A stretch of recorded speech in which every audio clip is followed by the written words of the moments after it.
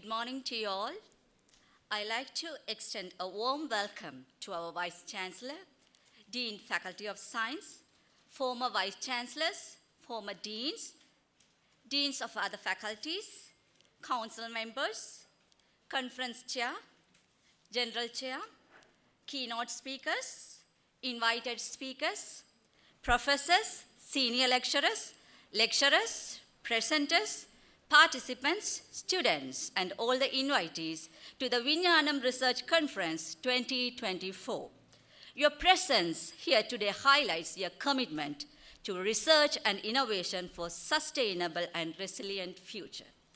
The Faculty of Science, University of Jaffna, organizes VINGNANAM Research Conference as one of the satellite conferences of Jaffna University International Research Conference 2024.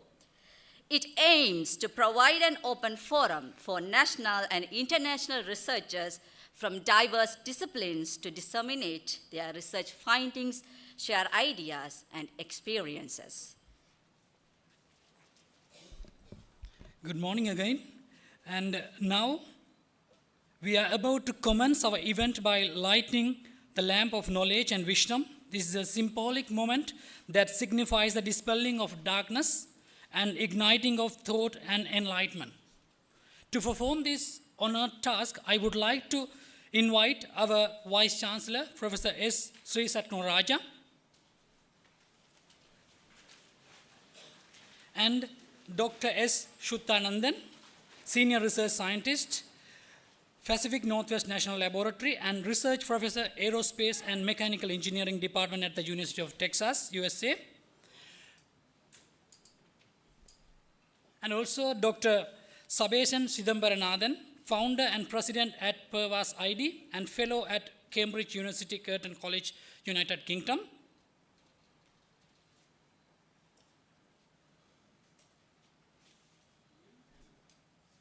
And Dr. N. Nanda Nandakumar, Chief Scientific Officer at A9 Health at US.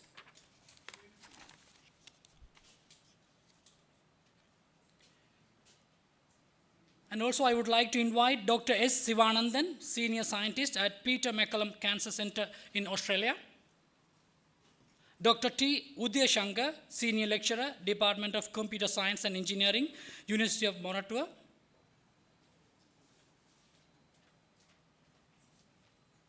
At the same time, I would like to invite Mr. K. Suresh Kumar, Bursar, University of Jaffna.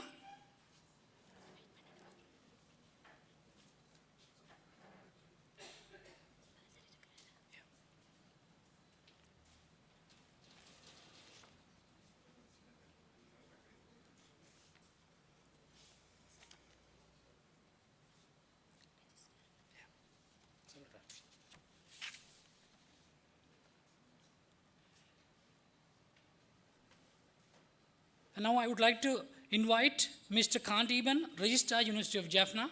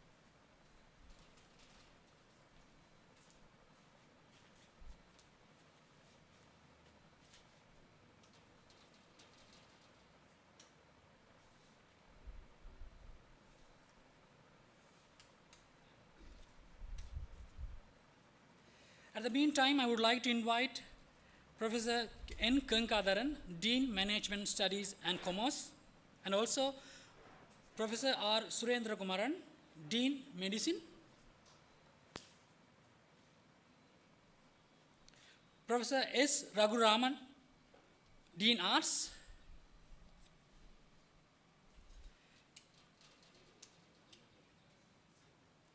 Mr. S. Padmanabhan, Dean Hindu Studies.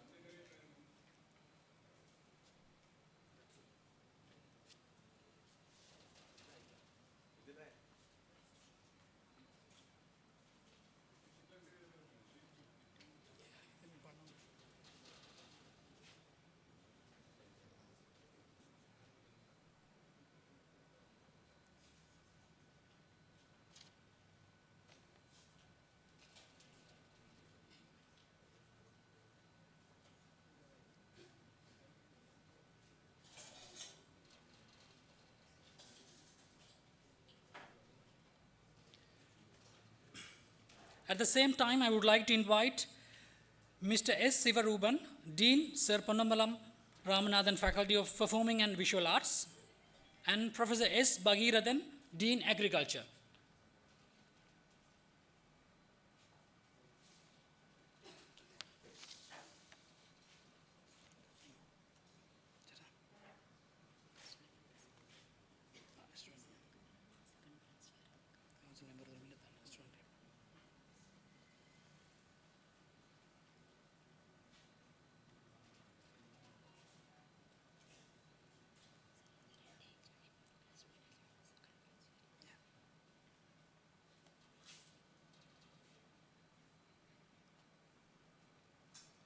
Now I would like to call upon a student representative to light the traditional oil lamp.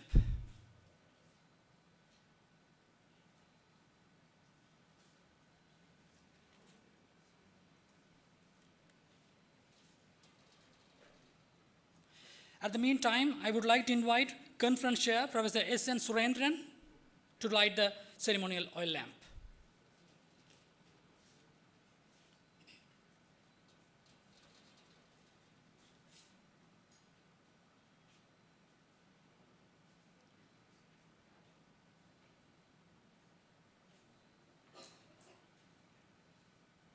And eventually, I would like to invite our Dean Science. Sir, please join us on to the stage to light the traditional oil lamp.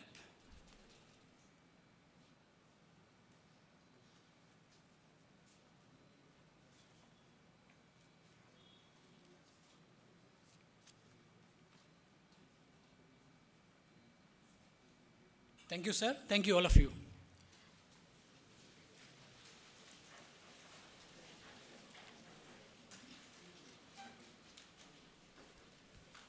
A heartfelt thanks to our esteemed guests for leading this auspicious beginning. As the lamp's light continues to radiate throughout the day, let it remind us of our collective commitment to knowledge, harmony, and progress. With this luminous start, we now officially declare the event open and proceed with our planned schedule.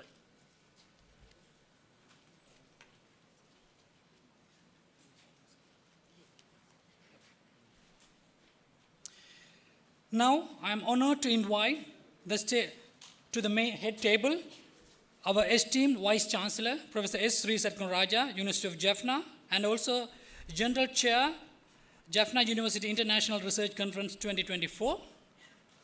At the meantime, Dr. S. Shuthanandan, Senior Research Scientist, Pacific Northwest National Laboratory, and Research Professor, Aerospace and Mechanical Engineering Department at the University of Texas at El Paso, United States.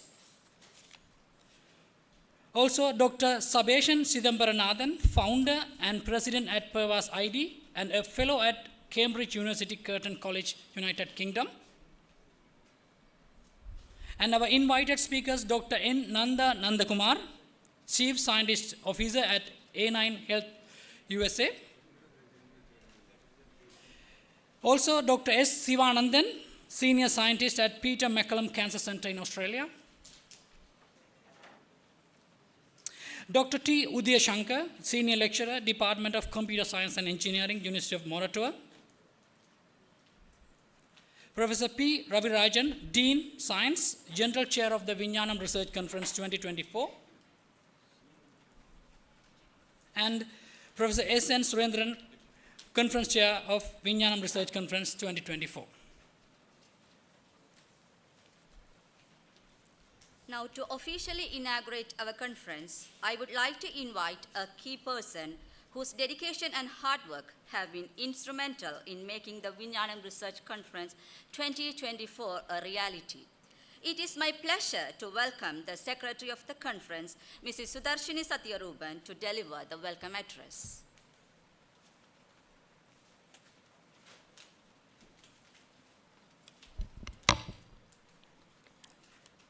Our respected Vice Chancellor, General Chair of the Jaffna University International Research Conference for the year 2024, Professor Sri Sarkanaraja.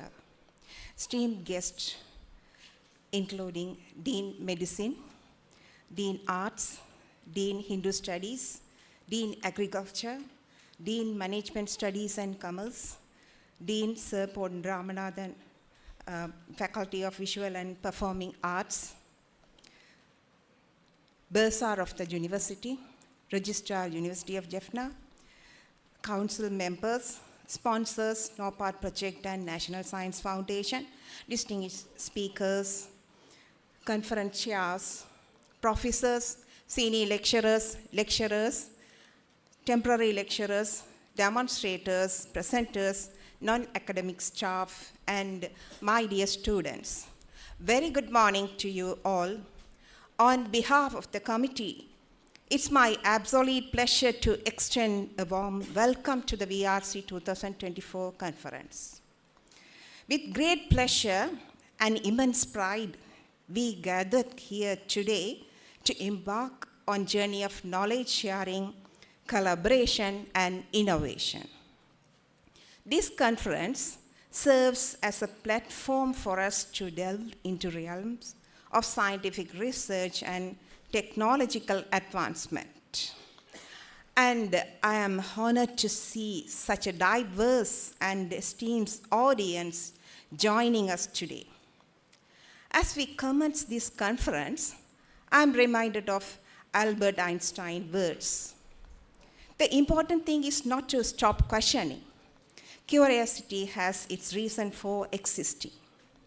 With this sentiment in mind, let us embrace the spirit of curiosity as we engage in insightful discussions and thought-provoking sessions throughout this event. I extend my heartfelt gratitude to all the speakers, session chairs, and organizers who have worked tirelessly to bring this conference to fruition. Your dedications and expertise have laid the foundation for an enriching the intellectually stimulating experience for all of us. I encourage each of you to actively participate, exchange ideas, and forge new connections during this conference.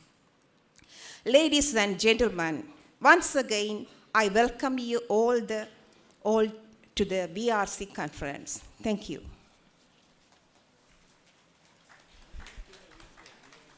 Thank you, ma'am, for your inspiring words and for setting the tone for this conference.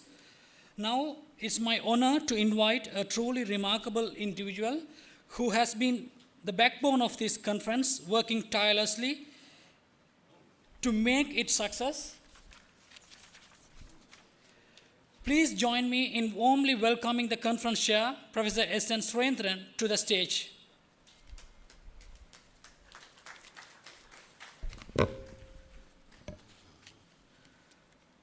The Vice Chancellor and Co-Chair of the Jaffna University International Research Conference, Dean of the Faculty of Science and co-chair of the VINGNANAM Research Conference, esteemed keynote speakers and invited speakers, deans from other faculties, distinguished guests, researchers, and my colleagues. It is with immense pleasure and a deep sense of honor that I stand before you today as the chair of the prestigious conference. The 2024 VINGNANAM Research Conference marks a landmark event bringing together brilliant minds from diverse fields under the theme Research and Innovation for a Sustainable and Resilient Future. This theme is not just a call to action, but a reflection of our collective responsibility to ensure that our research and innovation contribute to a society that is sustainable, resilient, and capable of meeting the challenges of the future. Today, the scientific community is more united than ever, recognizing the importance of interdisciplinary research in addressing the complex issues our society faces. From the physical to biological sciences, integrating knowledge across disciplines is essential to promoting a healthier and safer world, especially we navigate rapid technological advancement that continue to shape our lives. The Faculty of Science takes great pleasure or great pride in organizing this conference, reinforcing our commitment for fostering collaboration and knowledge sharing among researchers from various scientific disciplines. We are privileged to have with us today an outstanding lineup of speakers, some of whom are distinguished alumni of our university. These individuals have excelled in their respective fields and will deliver keynote and invited talks that promise to inspire and challenge us. This year's conference holds special significance as it coincides with the Golden Jubilee celebration of both the university and the Faculty of Science. This milestone adds a new dimension to our gathering, reminding us of the rich legacy of excellence we inherit and the future we are building together. As a conference chair, I would like to express my sincere gratitude to our Vice Chancellor, the Dean of the Faculty, and the dedicated members of the conference committee. Their unwavering support, guidance, and hard work have been instrumental in making this event a success. I also extend my deepest thanks to all of you for your presence here today.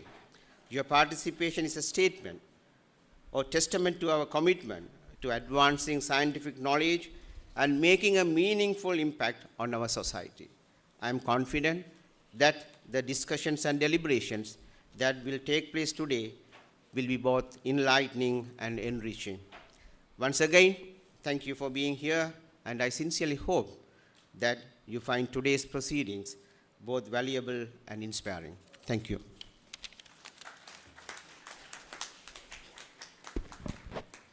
Thank you very much, sir, for your insightful and inspiring words. It is my great pleasure to invite a dedicated leader who serves as the Dean of the Faculty of Science. His invaluable contributions have greatly advanced key collaborations and faculty development. Please join me in welcome the General Chair, VINGNANAM Research Conference 2024, Professor P. Ravirajan, to deliver his address.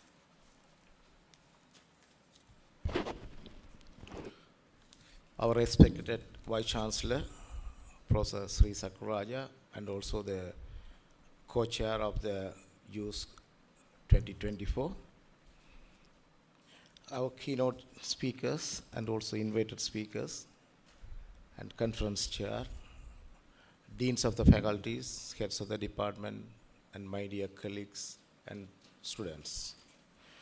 It is my great pleasure to have this opportunity to welcome you all to this conference, which is organized by the Faculty of Science as a part of the conference of International Conference of the University, USE 2024. Under the theme of Research and innovation for sustainable and resilient future. This significant event actually coincides with the Golden Jubilee of the faculty, celebrated under this theme. This milestone provides us with an opportunity not only to celebrate our achievement with pride, but also look ahead with confidence, reflecting our remarkable journey over the 5 decades and thoughtfully planning our path ahead. Over the past 50 years, the Faculty of Science has cultivated a strong research and innovation, actively engage both academics and students. Research is deeply embedded in our curriculum, and our faculty members collaborate extensively with renowned universities around the globe, and enriching our academic environment and expanding our global impact. Reflecting on our journey, the first 2 decades were marked by significant development and progress as a faculty successfully overcome numerous challenges. Despite heavy teaching commitments and limited experimental facilities, our dedicated staffs pursued conducting much of their works during their overseas sabbaticals, first 2 of the decades of this service. Our senior academics were actively engaged in research while abroad, maximizing their limited time in Jaffna to prepare publications. These early efforts laid a solid foundation for the continuous delivery of quality science education and research. In the last 2 decades, the faculty has significantly accelerated its progress, securing substantial grants from national and international funding agencies through strong partnership with prestigious universities abroad. These collaborations have enabled us to establish state-of-the-art research laboratories and conducting pioneering research and publishing numerous papers in high-impact factor journals. Today, our contributions account for over 1/3 of the university index publications, and our achievements have been recognized with numerous national and international awards. We are also proud that a good number of staff have successfully filed and have been awarded research and technology patents. Our faculty periodically organize research symposiums and conferences, providing a valuable platform for our researchers to present and exchange their findings in both pure and applied sciences.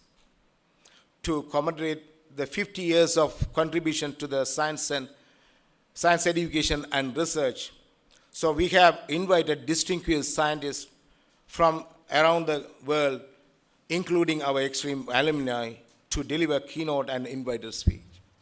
So on behalf of the organizing committee and the faculty, I extend my heartfelt appreciation to our speakers for dedicating their time and resource to share their insight with us. I also wish to commend the dedication and hard work of our organizing committee, members of the organizing committee.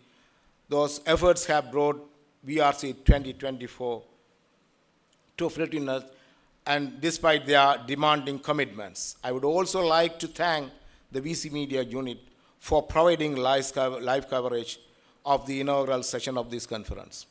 Finally, I would like to express my deepest gratitude to the National Science Foundation and also the Norwegian Directorate for Higher Education and Skills under the Higher Education and Research Project for their generous financial support in organizing this conference.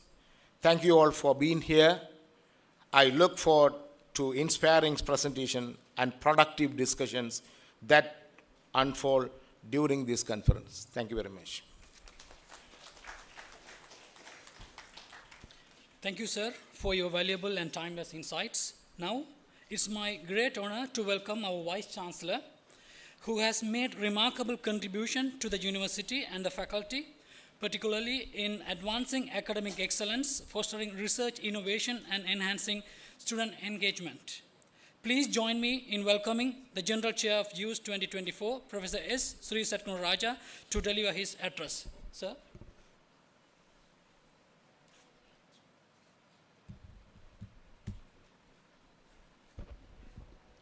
Chitrambalam ஆனந்தமாய் என் அறிவாய் நிறைந்த அமுதவுமாய் ஆனந்தமான வடிவுடையால் மறை நான்கினுக்கும் தானந்தமான சரணார விந்தம். So we call Mother Earth. So one of the most celebrated cosmic entity in this universe. We study cosmology. Now our keynote speaker, Sudanandan from Space Agency. So we explore all the universe to see anything like this planet. No evidence for water, no evidence for anything. So this planet is made of terrestrial and aquatic. Today in the high table, those who are decorating are those who have climbed Everest. So being here from 1979, more than 45 years, I witnessed something different in the annals of the faculty. For different reasons. Anandamaya and Arivai. So the Vingnanam is an ancient word. Even in our existence, our constitutional position of the body, the ancient wisdom says we are Annamaya Kosam, made of flesh and bones.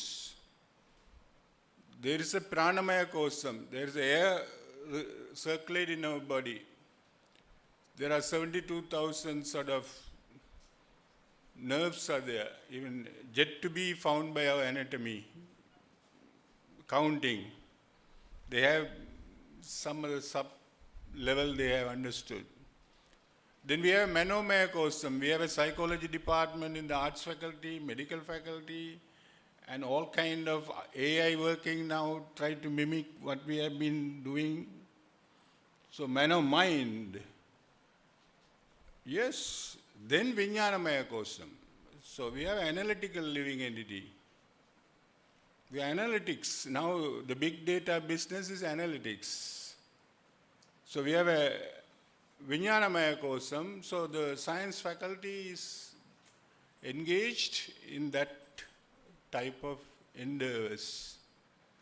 So when we were young, came here, then we see two main division of the Faculty of Science, that is the physical sciences and the biological sciences. Today Nanda is here to talk about the biological aspect, not the balance is not maintained. All our others are nobelists there, entomologists and microbiologists. So other computer scientists are there, radiologists are there. So we heard about Sabeshan when he was doing excellence in the A-levels. Then we know he was going to go to Cambridge. Then another man he went to Cambridge is Nishan. So he came here a couple of months ago and gave lectures, and he's the Vice Chancellor of Leicester University. So he can come to Cambridge, and he was the first one telling me about the spin-off companies. So he's a professor there, but he has been encouraged by the Cambridge to do some spin-off companies. I know by chatting with him, he has developed some microwave communication stuff. So Cambridge encouraged him, be in the payroll, but go for developing startups. So they call it spin-off companies. So this is the agenda now. East Vermont worked very hard for Jubial engagement. And Harris is the technician first from the science faculty to get the patent, national patent. So this happened in my time. So why I'm telling you, he's a technician, of course. So those who brought a lot of development to the world, even the PCR, just before the corona. Corona came in 2019, PCR come in 2005. That technique, that developed by a scientist from a company, not from even university. So if that not there, then we would have been struggling. So that's a sense of contribution. So ladies and gentlemen, I go into a touch of philosophy because this knowledge center, University of Jaffna, came to existence 50 years ago.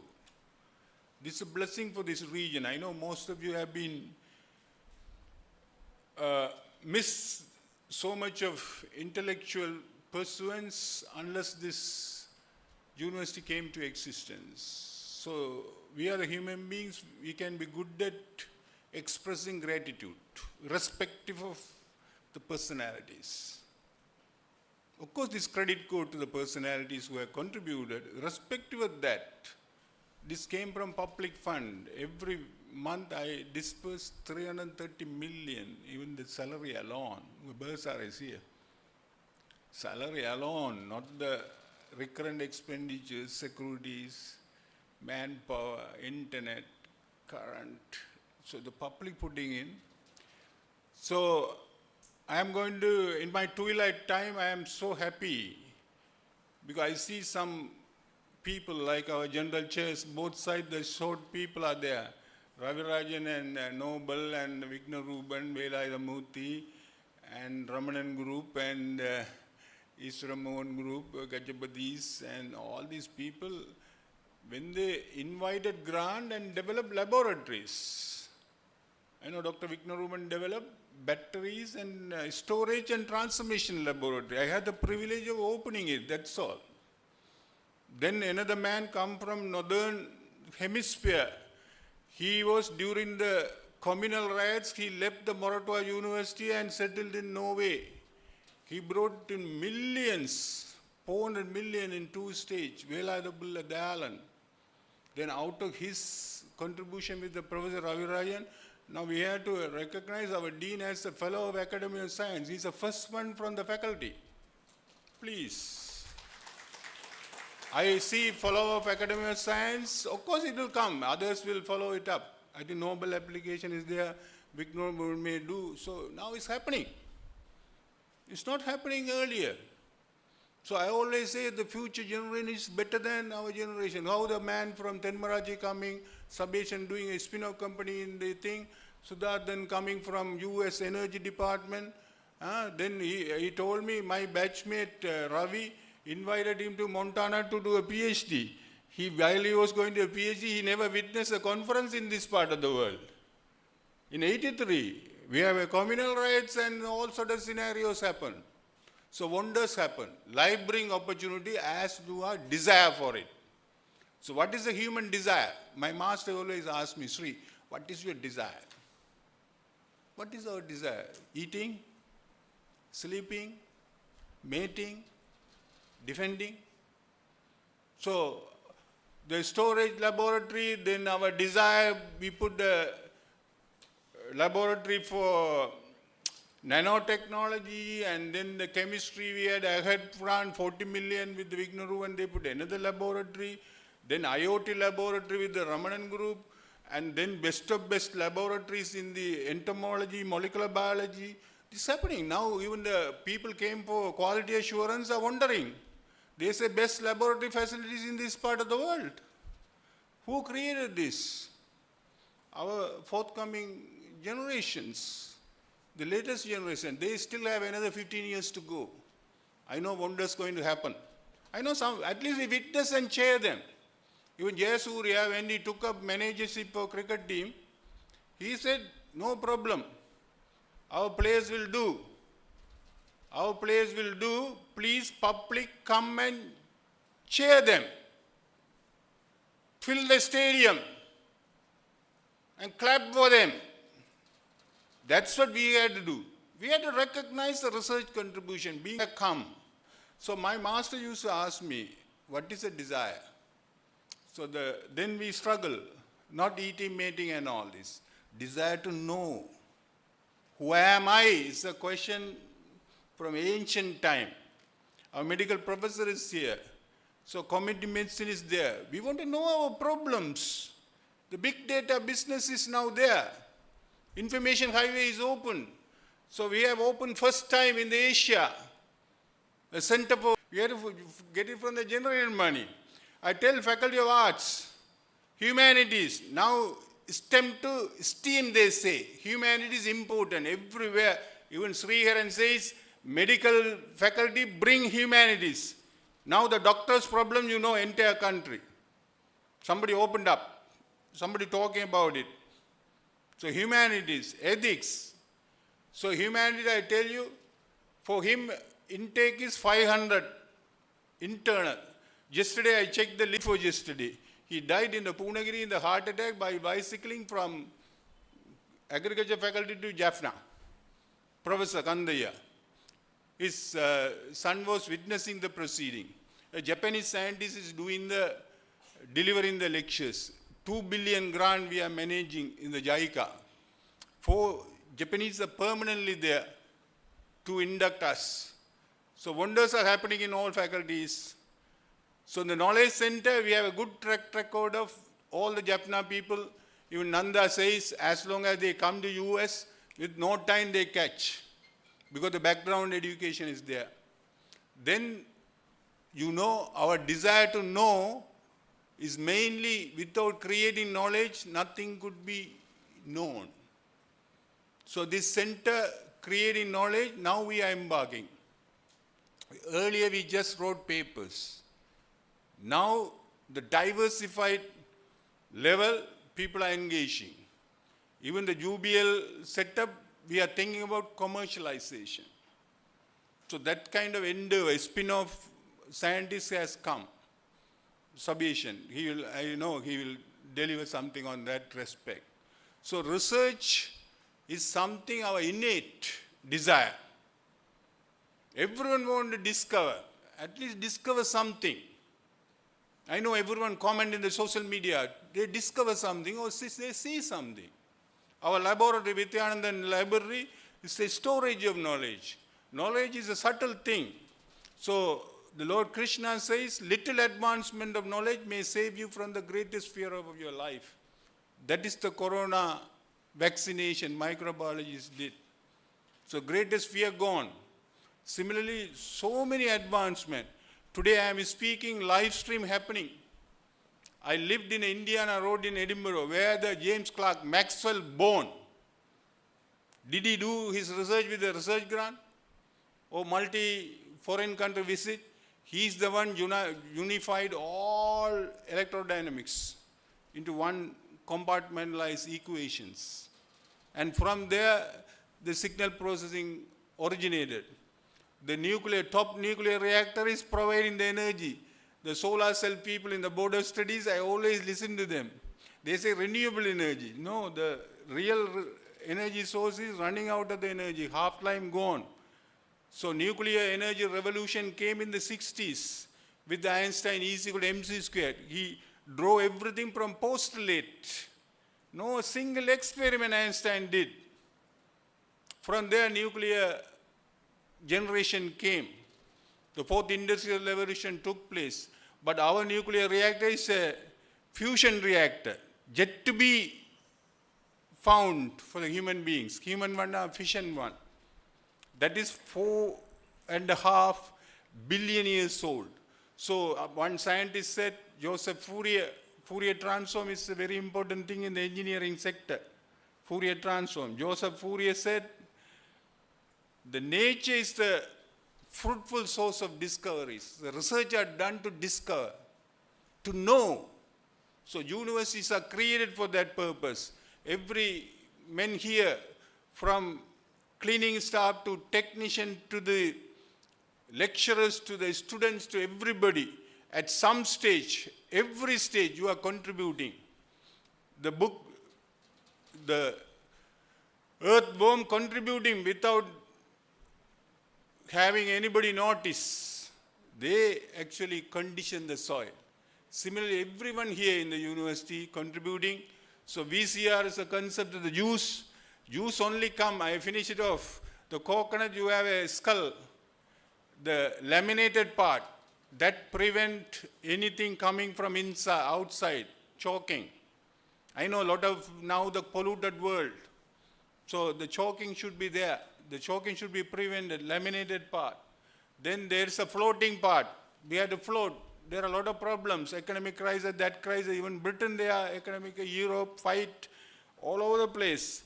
We had to float in this place. So that is the coconut second part. Then the skull. Now IoT, sensors, data processing. The machine is there, one of the best machine. So that is with us, the skull. And then the kernel. Kernel is the thing everyone enjoy to the food.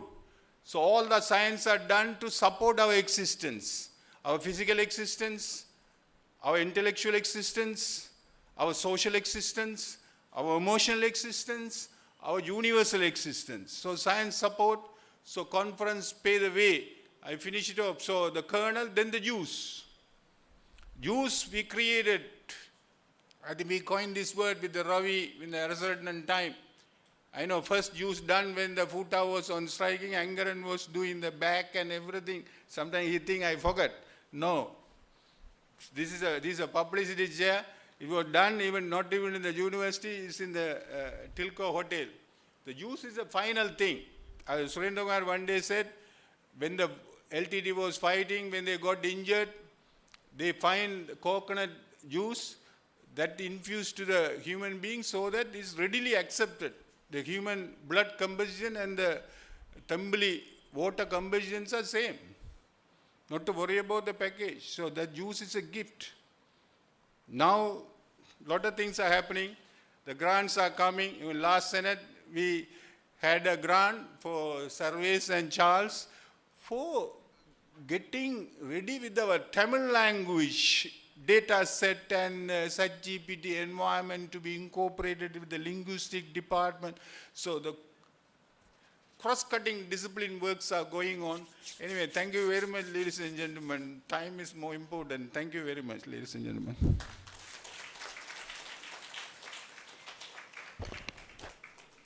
Thank you very much, sir, for sharing your valuable thoughts. As we reach a significant moment in our conference, we gather to celebrate our collective achievements with the release of the VINGNANAM Research Conference Proceedings 2024. These proceedings encapsulate groundbreaking research and innovative ideas that will shape the future of various fields, emphasizing our commitment to a sustainable and resilient future. We extend our heartfelt gratitude to all the authors, reviewers, and editors who have dedicated their efforts to bringing these proceedings to reality.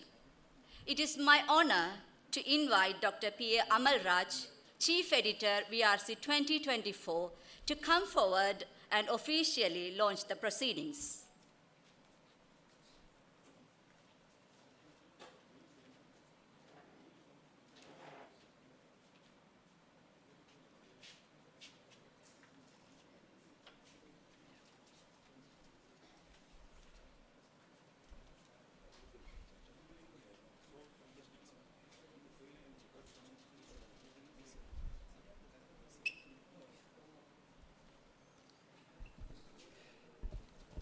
So to launch the VINGNANAM Research Conference proceedings, I would like to invite our Vice Chancellor, Professor S. Sri Satkunaraja, to receive the first copy of the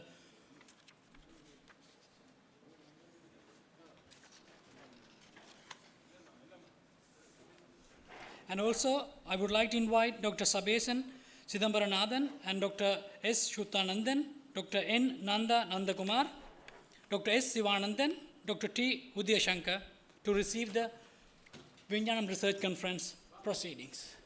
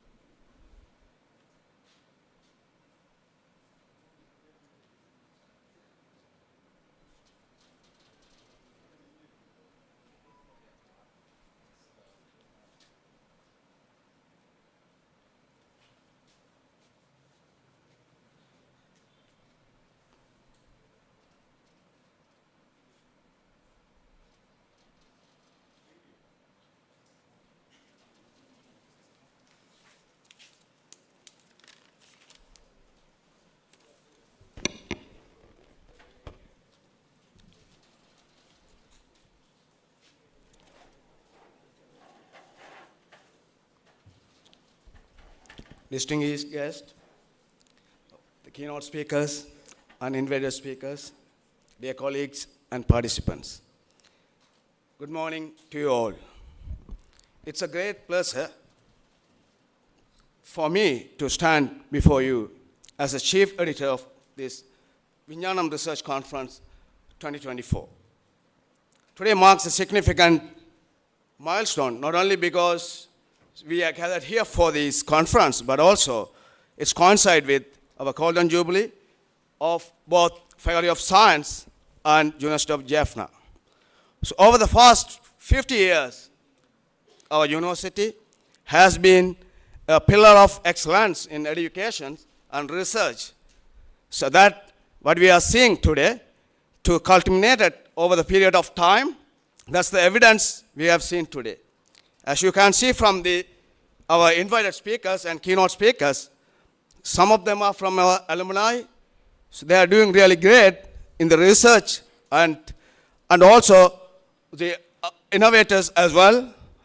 So we are really proud to have them here as a keynote speakers and invited speakers. So as we come together under the theme of research innovation for sustainable and resilient future, so I am reminded of critical role that the research plays a significant role in shaping our futures. So the VRC provides is a vital platform for the scholars, researchers, scientists, innovators to come from overseas around the globes to share their experiences, share their knowledge, to share their research, and also, so there's here the innovative ideas over here in this conference.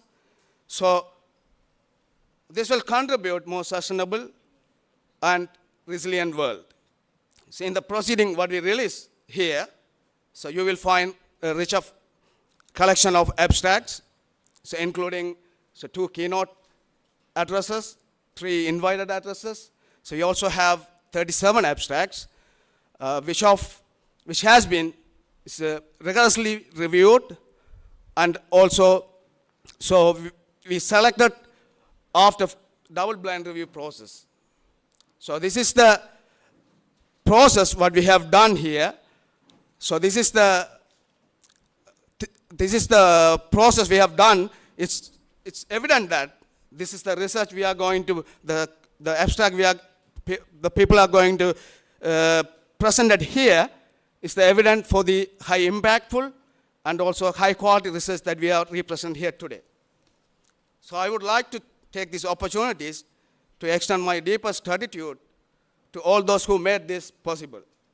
To our keynote speakers and invited speakers, your contributions are invaluable, and we are honored to have your insight enrich our conference.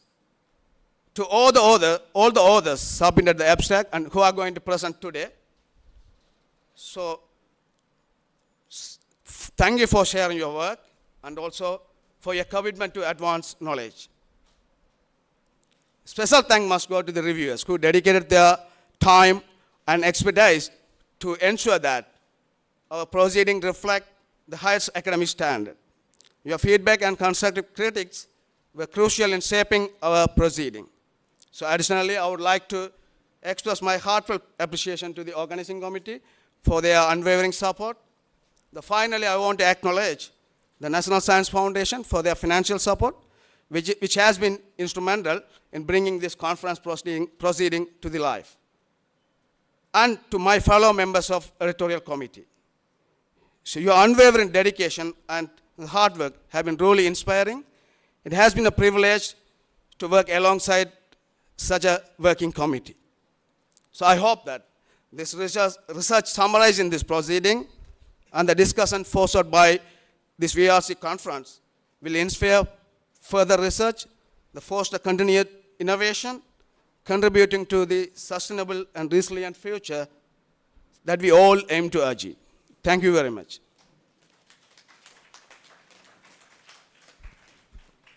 Thank you, Dr. Amal Raj, the Chief Editor of VINGNANAM Research Conference 2024, for your tireless work and support on the proceedings. Now it's time to keynote address. I kindly invite Professor K. Vignaruban, Professor in Physics, Department of Physics, Faculty of Science, University of Jaffna, to introduce our first keynote speaker.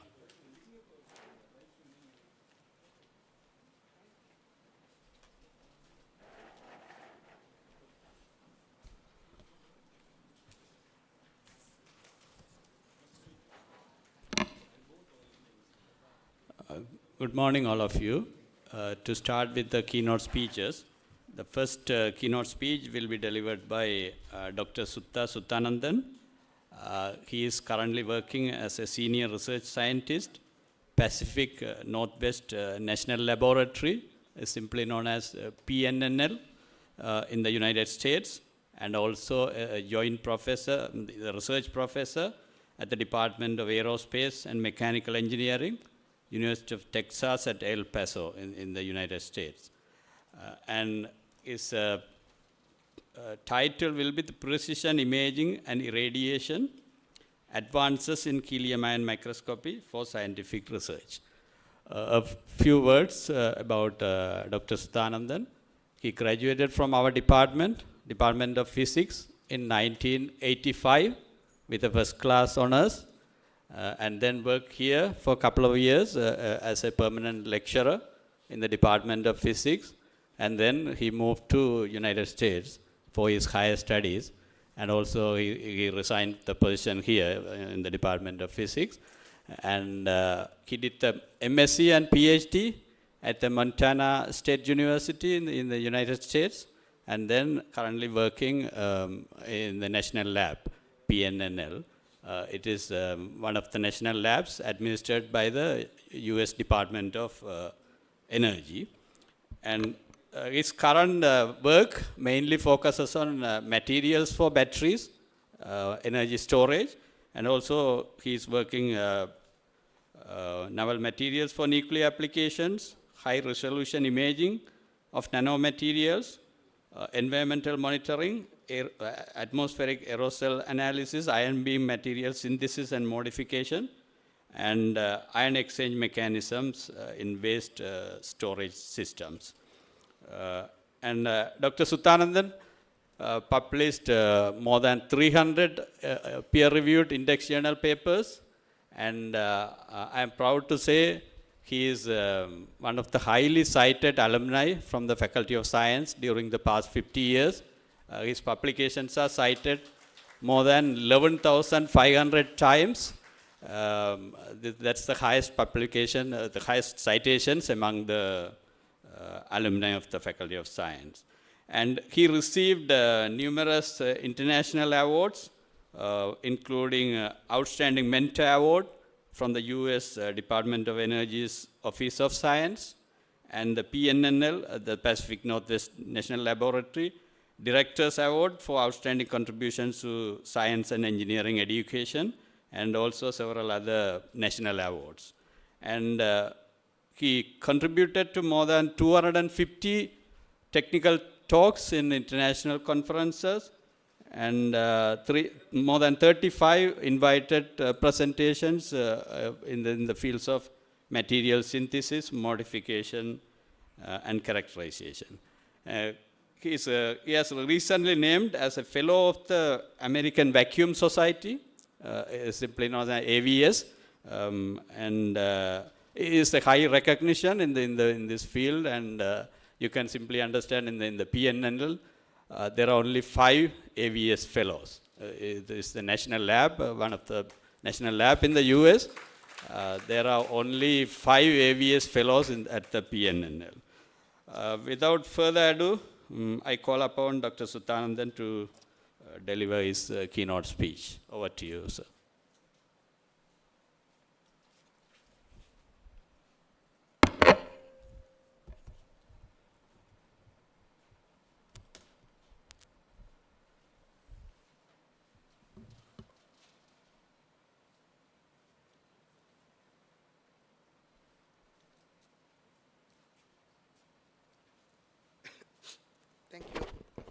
Thank you, Vignaruban. Thanks a lot. First of all, I would like to thank the organizers to giving me this opportunity. This is really an honor to be here. As Vigna Ruben mentioned, this is where I started, my scientific journey. So I'm a little nervous, I gave several talks, but talking in front of all of my friends, colleagues, and, future scientists, I'm a little nervous, so excuse me. So before I start my talk, these are the three pillars in my startup, So actually I started my undergraduate in Peradeniya, where I met Nanda here. So during the communal riots, we were displaced. And my dad told me, you cannot go to Kandy. I am the only son, so you cannot go there. But when we talked to late Professor Gunaratnam and Professor Kumaravadivel, they open-handedly welcomed us to finish our degree where we started at Peradeniya. So without them, I wouldn't be here talking in front of you. Especially, the education that I got from these three pillars is outstanding.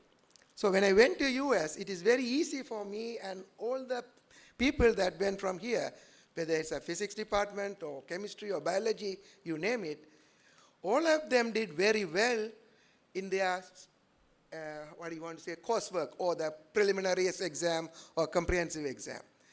What we lacked that time, I'm talking about 40 years ago, we didn't have any research experience like what you guys have right now. So I did only 3 months worth of research. That is the only research I know when I left to US, right? So we were really behind on that one. But in the courseworks and everything, we were much superior than Americans and British people and all the other European people. Excuse me. So what I'm trying to say is, the students listening to this talk and young faculties, please do some research, because that will really going to help you guys, when you go to the higher studies, it will really help.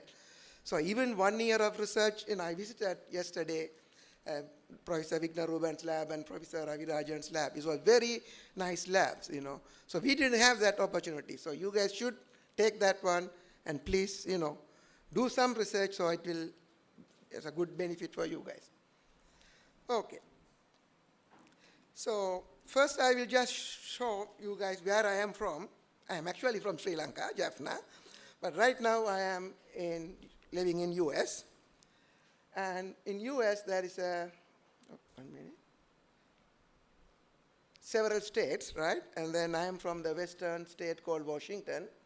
And we are 200 miles east of Seattle, the small town called Richland, where actually the first uranium was enriched for the nuclear bomb that dropped in Hiroshima, Nagasaki. So our place, as Vice Chancellor said, the nuclear field actually started in my region, or our region. So we have a lot of, nuclear waste there. That's the reason they started the national lab in that region.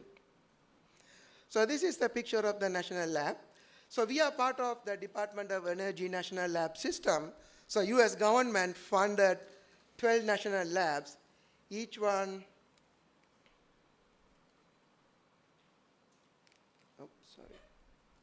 each one has a unique, unique features. So we are one of the national lab called Pacific Northwest National Lab. So you can see from this Department of Energy's National Lab System produced more than 100 Nobel laureates, okay? And they develop technologies that affect our everyday life. If someone might have gone to abroad, you might have seen when you go to the airport checking, there is a whole body scanner. That was developed in our lab, ENNL. The CD that you guys used a long time ago, now no one is using it, that also developed in one of our labs here. And then they say they are multi-purpose, multidisciplinary. There are all kind of weapon lab, basic research lab, and then application-oriented lab. So this is our lab. So it is established in 1965, and we have 4 focus areas.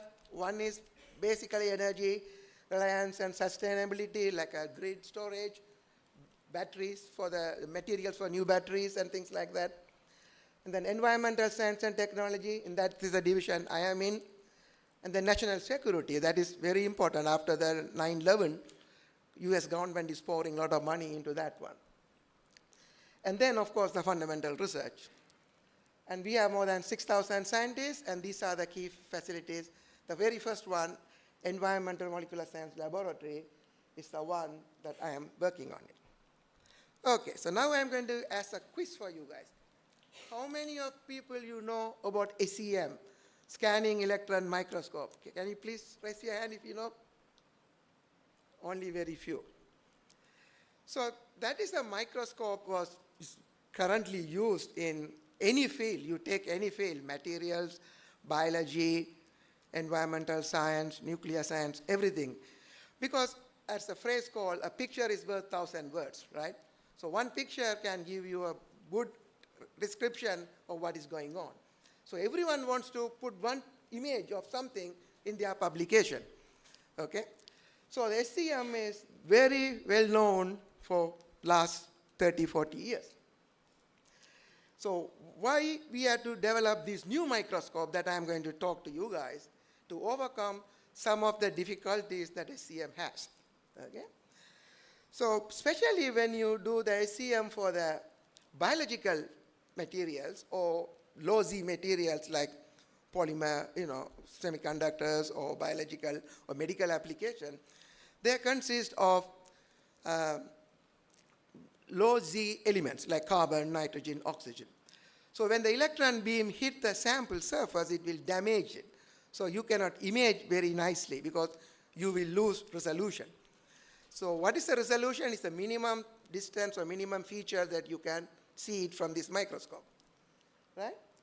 So the SEM cannot give resolution below 50 nanometer. So nanometer is 10 to the minus 9 meter. So people have, all the things are going smaller and smaller and smaller, starting from the computer chips to everything. And these nanomaterials, as Vice Chancellor said, it is important part, nanotechnology, okay? So the SEM cannot give you that resolution. So only thing that you have to do, you have to find a new way of doing the microscope or new way of innovating. Is ideal for this conference. You have to innovate new techniques to image the samples below 50 nanometers. And then the depth of field, I will talk about that later. And the beam damage, we have to reduce that beam damage also. Okay. So that is the reason we need to have a new imaging techniques to overcome these issues. So here I am going to talk about the microscope called helium ion microscope. So the helium ion microscope is exactly the SEM, the scanning electron microscope. In the SEM, they use electron beam, but in helium microscope, we use the helium ions, okay? So why we want to use the helium ions?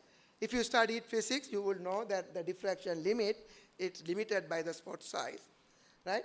And that spot size is equal to the wavelength of the beam that you are impinging on it, over the lambda is the incident angle. So if you look at the wavelength versus the energy scale here, you can see electrons has almost 100 times more wavelength than the helium ions with the same energy. So if you plug into this equation, basically the spot size is limited. It's very negligible. So we don't have any diffraction limitation there. So that is the powerful of the helium microscope. So now you can ask me, how do you generate the helium ion? So what we have is, in the helium ion microscope, we call source. The source, we have a single crystal tungsten 111 tip. The tip made out of single crystal. The physics students studied solid state physics, you will know that. So what we do is, we do some process. So the single crystal means the atoms are arranged periodically, right? So when you do some certain process, you will evaporate some of the ions atoms coming out of it. At the one point, you will end up the atom like a 3 triangle there.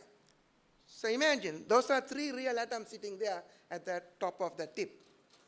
And then what we do, we pass the helium gas, and we apply high voltage, and we cool the sample so that when the helium goes through, it will slow down the energy and then get ionized.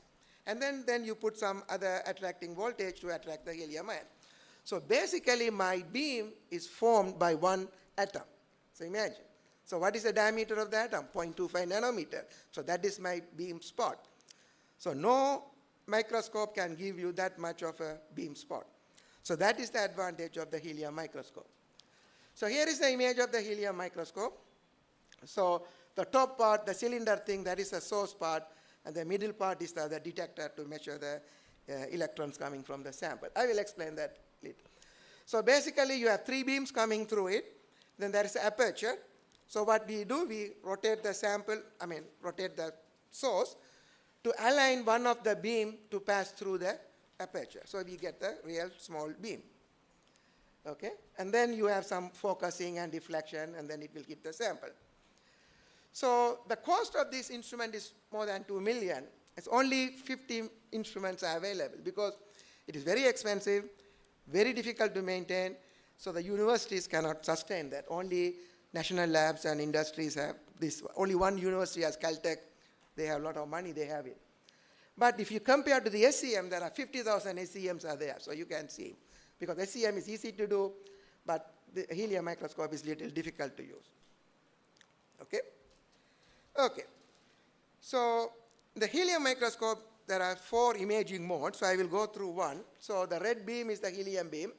When it hits the sample, what is going to happen? It is interact with the materials and then going to emit secondary electrons. Okay? So basically you get the secondary electrons, the distribution, that will give you the topography of that surface. The second one, the Rutherford's backscattering. Again, physics students might have studied that. When you bring the alpha particle, helium beam, hit the sample surface and it can backscatter, right? Then that backscattering yield is proportional to z squared, the mass of that atom. So heavier the mass, more the beam will come. So that is called backscattered ions mode. And then if the sample is thin enough, it can transmit through the material, and then if you put the detector underneath, you can get more information, kind of a transmission electron microscope. And then the last one, when the beam hit the sample, it is energetic particles, right? So it can interact with and then emit some of the other particles, like a secondary ions. So we will use that secondary ions to get some chemical information. Okay? So in this talk, I am not going to give a story like the other presenters are going to show. Here what I am going to show you is this high-end microscope. What are the things that you can do just to give you the flavor that, sometimes you need this kind of high-end microscope to get some useful information. That's what I am going to show you guys today. So the application of helium microscope is several things. The first one is the nanoscale imaging. Most of my talk is going to be on that one. Then the site-specific radiation, if I have time, I will go through that. And then the nanomilling. So as I mentioned, the beam is 0.25 nanometer, so we can really mill some graphene and graphite. So those can be used for the single molecule. It's a hot field now, single molecule detection. So you can see this is a 20 nanometer hole in that graphite sheet. And then you can do the lithography for the semiconductors, because of the small beam, you can really do some nice lithography with a nanometer scale resolution. And then again, you can do some nanoscale chemical information, because as I mentioned, that secondary ions coming out from that process, we can use some chemical information. And then if you combine this chemical information with the topography, you can get a 3D image of the material that we call the correlative microscopy. Okay. So there are several advantages using the helium microscope versus ACM. So these are shown here. I will go one by one. The first one, it has an ultra-high resolution and then large depth of field. Okay? It's not working. Okay, it's okay. So if you look at the image, that first one, the gallium beam, electron beam, and the helium beam. So this is a computer simulation of when the beam hit the sample, how that beam is going to interact with the atoms surrounding that beam, right, or passing through that material. So you can clearly see if you look at the helium microscope or the helium beam, when it hits the surface, it's very small because, as I mentioned, it's only 0.25 nanometer, right? So the interaction volume is very small. If you compare the same with the electron beam, you can see it is a little bit a ball of thing, right? So you can ask me why that is important. It is important if you look at the picture on the right side. When the helium beam or the electron beam hit the sample, I mentioned it is going to generate secondary electrons, right? So when you get the secondary electrons where the beam hits, then what will happen if you have interaction volume is more, the electrons can backscatter or travel through it and can come out from where, away from the impact position. So that we call SE2. So SE1 will come where it hits, and then SE2 come where it comes from inside the sample. So if you look at the distribution of the secondary electrons coming there, you will see a spike and then you broader one. So that's the reason we get the little lower resolution. If you look at the helium microscope, you can clearly see it is very sharp, so only electrons are going to come, is only going to come from where the beam hits. So that's the reason we have a high resolution. The high depth of field, so if you look at, again, the helium microscope, you can see the helium beams. It is really going through the sample and then diverging deep into the sample. But if you look at the electron beam, it is like a ball kind of a distribution. So you will lose some of the depth of field because it is going to blur when you go deep into the sample. So my passion is photography, so I usually correlate this with the photography. The helium microscope is like you are doing the measurement or you are taking the photograph with f8 or f9, so everything will focus. But if you do the SEM, it is like you are using f2.8, which is only at the surface. Okay? So here is the image, direct comparison between the same samples, SEM versus helium microscope. You can clearly see the helium microscope is crispier image, and you can see deep into the sample. This is another example of some carbon material. If you look at this picture on the left side, SEM1, you see the good surface, but when you see inside, those are a little bit deep. It looks like a fuzzy image. But when you look at here, even in the deeper sample, it looks a little bit, sharper image. So that is the high depth of field. Okay? So second thing is the surface sensitivity, right? So if you look at the SEM sample, what I meant is the surface sensitivity is when the beam hit, how many secondary electrons are going to emit, right? So if one electron beam hit the sample or one electron hit the surface, it will emit maybe one secondary electrons. But in the helium microscope, if one helium ions hit the surface, it may generate 10 secondary electrons. So you get a larger yield, so you will get the surface features very clearly. So that's what is shown here. So you can see this is the same sample collected with SEM, the blurred image, but when you did with the helium microscope, you can clearly see there are more features visible in that one. Okay? The second one is when you do if you take a materials, there are two variety of materials, conductive materials and non-conductive materials. If you are doing with the biologically sample or medical samples, they are always, insulating samples. So we have a problem we call charging. So what happened is when the beam hit the surface, or any beam, doesn't matter, it is an electron beam or the ion beam, both are generating secondary electrons. So what is happening when the electrons went out, the surface will left with the positive ions, right? So that positive ions will interfere with the electron beam coming again, right? So that is a problem there. So what we do here in the biological field, they coat the sample with some kind of a thin gold or thin carbon film. So that will take the charge away.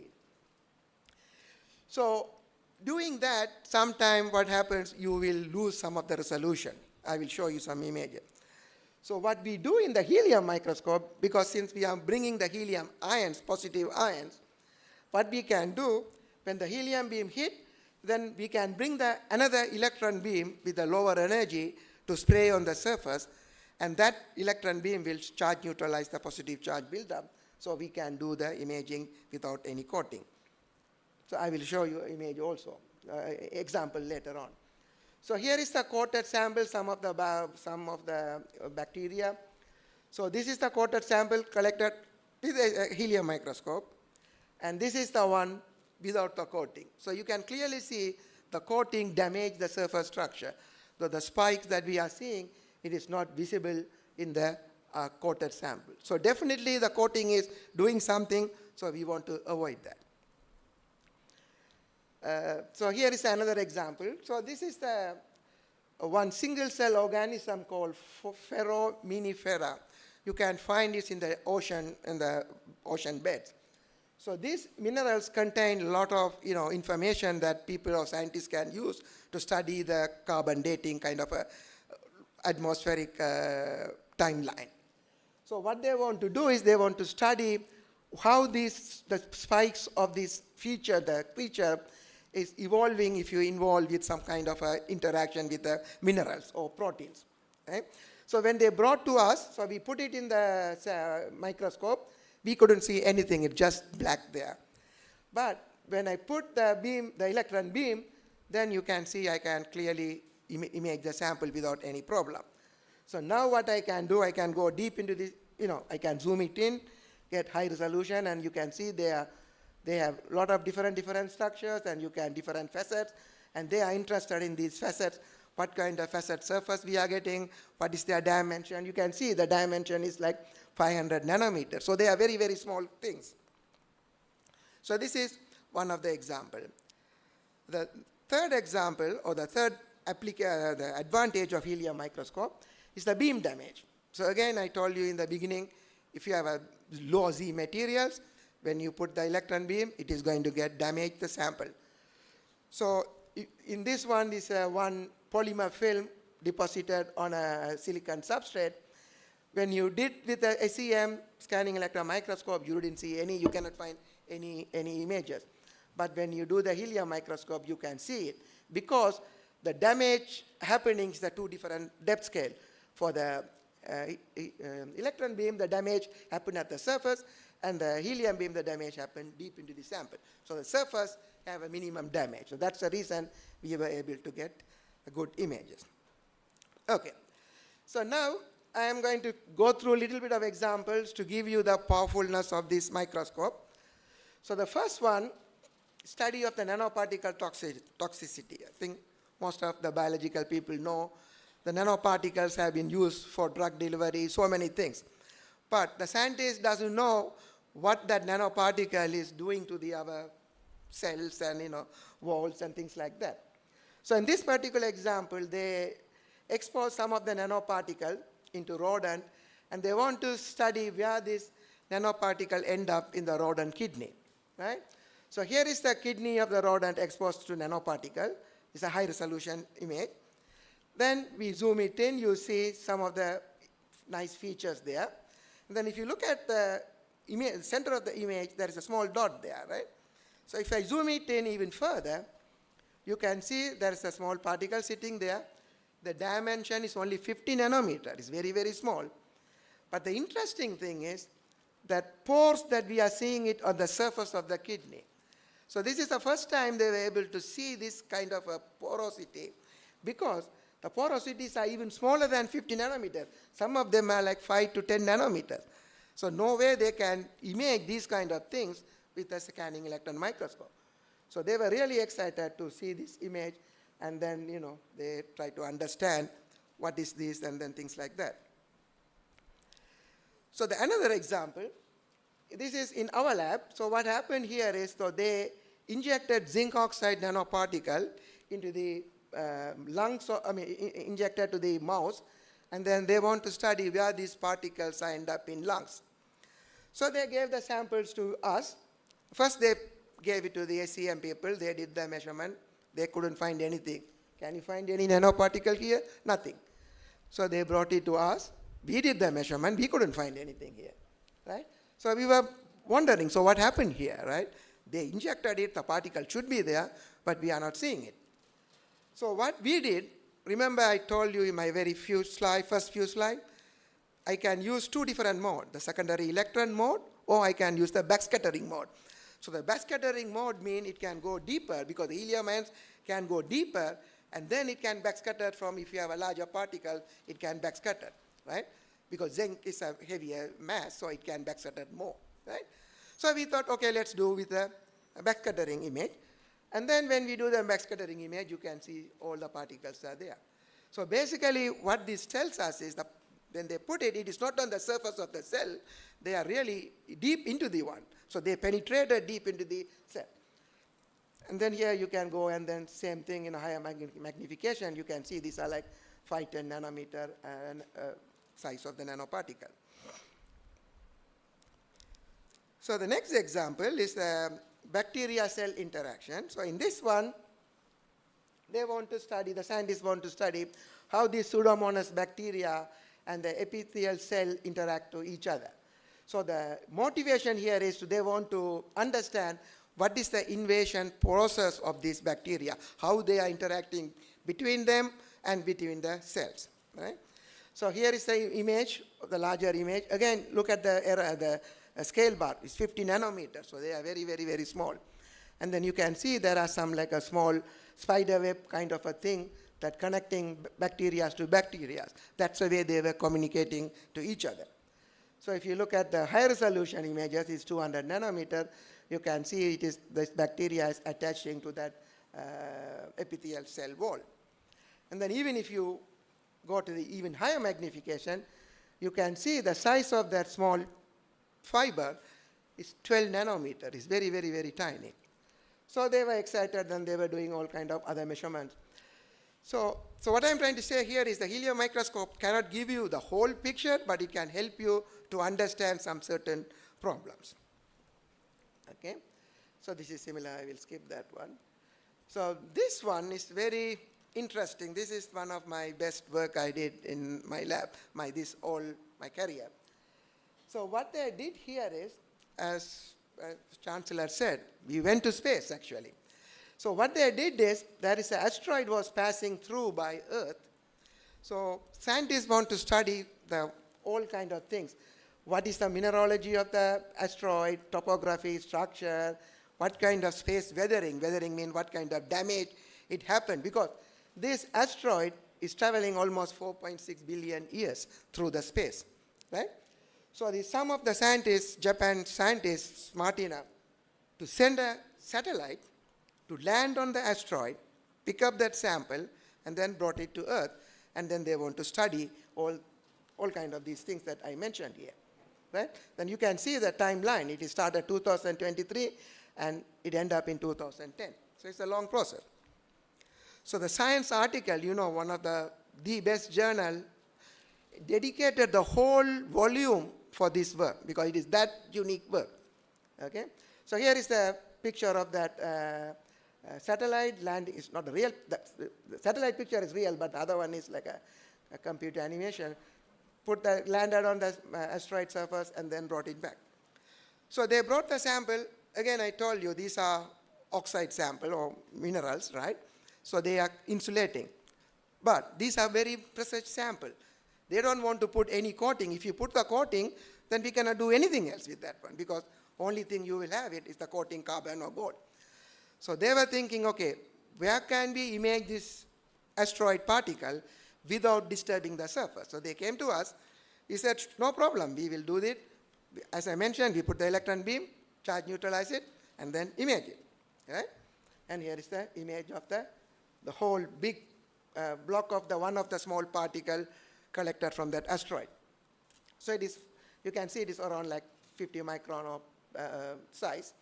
So the main research theme in this one is to find what kind of weathering is happening there, what kind of damage happened during these 4 billion years of transit through the space. So they find all kind of things. They find the splash melt features, so it's like a melted, so that means it went through very high temperature process, and then it formed some grains, and it also has some holes. So that means something went and hit the asteroid when they are traveling through the space. And then there are some nice features like a triangle kind of thing. And interestingly, they found small white particle sitting on that asteroid. So we were wondering what that particle was. So when they did some extra experiments, they found out that particle or that feature is actually a interplanetary dust particle. So that particle came from somewhere from the Earth, somewhere from the space, and then tagged along with that asteroid. So they were very excited about this one, and they published in some very high-impact journal. So this is one of the advantages using the helium ion microscope. Okay, so I will skip this one. The third one, the other example I'm going to show, I think, how much time I have? 5 more minutes? Yeah, I will finish quickly. This is the aerosol collected in some of the city in India. Okay, so in our lab and most of the DOE lab, they are very concerned about this air pollution, right? So they want to study about this, aerosol particles collected at different atmospheric length scale, different places. So when usually we collect these aerosol particles, most of the time they contain some, minerals or some solid particles, The first time we saw some bacteria, you can see in the corner, those are bacteria. So some of the bacteria are also transporting through this air and then reaching to faraway places, right? So again, we did that one with a helium microscope. We were able to identify these small particles. And they also found some other kind of particles that has some, like a viscous ball, right? If you have a clay ball, and then if you throw on the wall, what will happen? It will stick, make a splash, and then it will stay like a ball there. That's what they are seeing it here. So these are some of the examples of the helium microscope. Okay, so I will skip this one. So the final final section I'm going to talk about is the chemical analysis, right? So we saw beautiful images, right? But can we get some chemical information, as I mentioned in my asteroid sample? What is that white stuff made out of? Can we identify some of them, right? That's what this SIMS technique calls. It's called secondary ion mass spectrometry. So when the ion beam hits the sample, it is going to produce secondary electrons that we use to image. And they also produce some secondary ions, like positive and negative ions. So you monitor that secondary ions somehow, and those secondary ions will have information about the chemical or the molecular information, basically mass per the charge.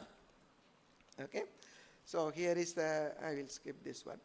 So the resolution of my imaging is 0.25 nanometer, as I mentioned earlier, but the resolution of the chemical information is little larger, because I mentioned that the interaction volume is little bit more here, because in this case, we are using the neon beam, not the helium beam.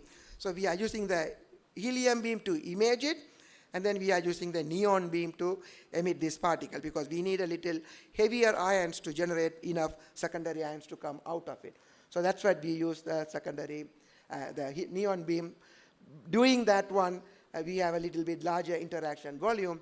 That volume is around 10 nanometer. So it's still good, okay?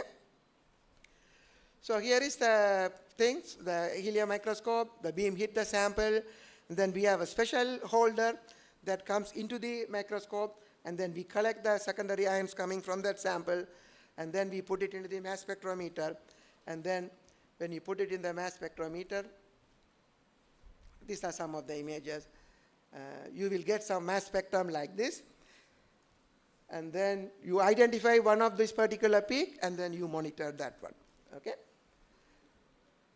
So what is the advantage of using this chemical information? Because you can use the chemical information for a very small area. So here, if you look at the semiconductor industry, their dimension, the chip dimensions are going down and down and down, right? So here, they want to study 500 nanometer by 500 nanometer area, what is inside that area as a function of depth, right? So you monitor the secondary ions. So here is the stack of materials, and then you can see the copper is there. So the interesting thing is copper diffused into the sample, into the silicate, which they don't want to use it. They don't want to have it. This is another example of the depth profiling. Again, there are stacked aluminum and copper and silicon. Now you can see the aluminum has a bump at the copper interface, and that also no. So these kind of things we can do in a very small dimension. So this is another example of the nanoparticle. So they mix lithium titanate nanoparticle and barium nitrate nanoparticle, and they want to see where this nanoparticle end up chemically, right? So you can image it, and then when you study the different, when you monitor the different masses, you can see the boron nitride is segregated differently than the lithium titanate. So this is the, how do I say, the roadmap for these characterization techniques in material science or any field, right? So some techniques have a very high resolution. Some technique has very high detection limit. Detection limit means what is the smallest amount we can get, part per million or part per million. So if you can see, there are so many different techniques are available, but to have a very high resolution and high sensitivity, there is no techniques available right now. So the only technique that can give you that kind of information is this helium ion microscope with a mass spectrometry. So it is a very expensive instrument. Only 4 of them are available in the whole world, and the cost is like almost like $8 million. So here are some other examples of nanoparticles. Then you can see there are some of them are lithium and then tin, and then they superimpose on each other, and then you can see they are at different places. So the correlative microscope I was mentioning, you can combine the secondary electrons image obtained from the helium microscope and then the mass spectrometer, put it together, then you can get the overall picture. So what we claim is that you can get 10 nanometer resolution chemical information and 0.5 nanometer resolution image resolution. Okay. So I'm not going to go through this one. So what we can do, helium ion radiation, helium beam as a radiation source. You know, in the nuclear fission and fusion, the helium are generated during the transmutation reaction. If you studied the nuclear physics, you might have known that one. So they want to study this nuclear reaction, nuclear interaction, so how these nuclear materials, the next generation nuclear materials, influenced by this radiation.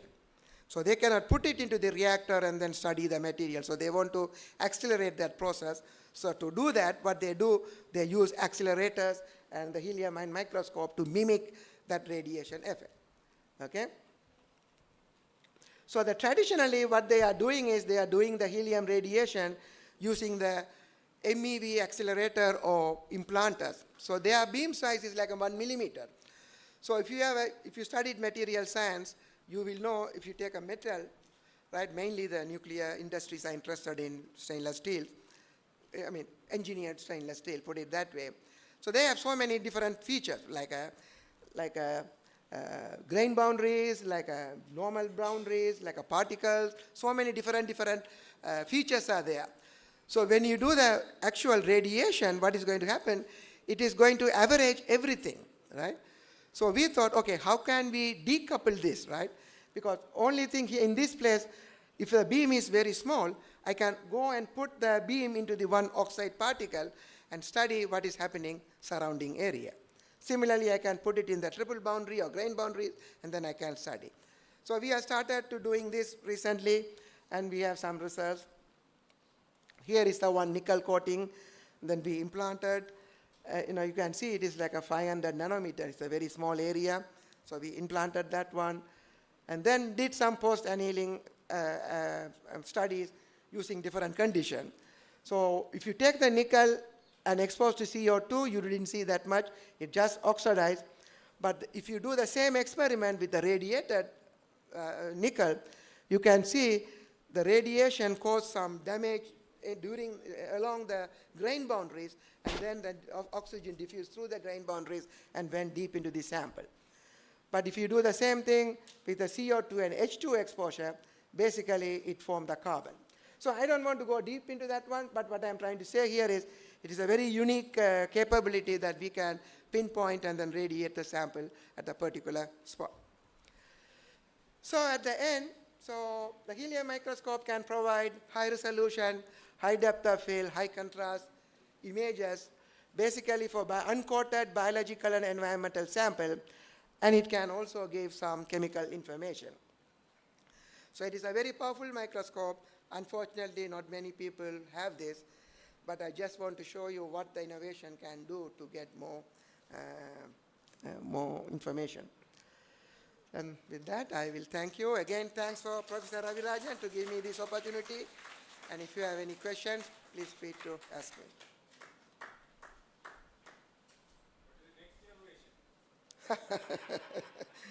That's a good question, sir. I don't know. See, in TEM, that is the one going very powerful nowadays, because they can, basically the resolution, even though theoretically we can say 0.25 nanometer, but the electronics are the problem, right? So nowadays the electronic side is improving much better. So they can have a very stable beam, and then they can focus it very nicely, with the precise voltages. So, and then in the TEM field, they are doing some aberration corrected one and all those kind of things. So,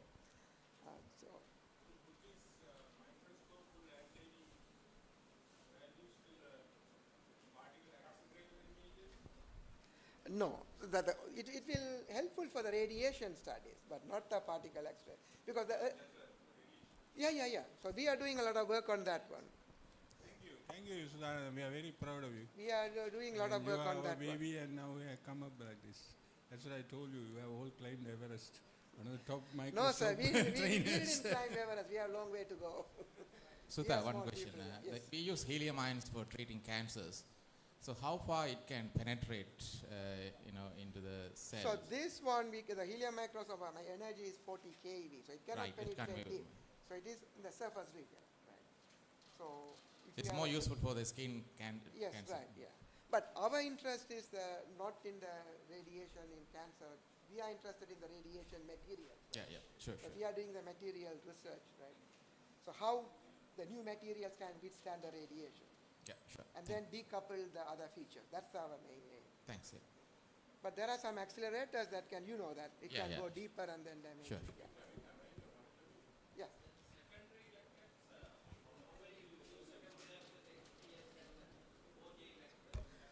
No, that is not the secondary electrons, right? So those are the photoelectrons.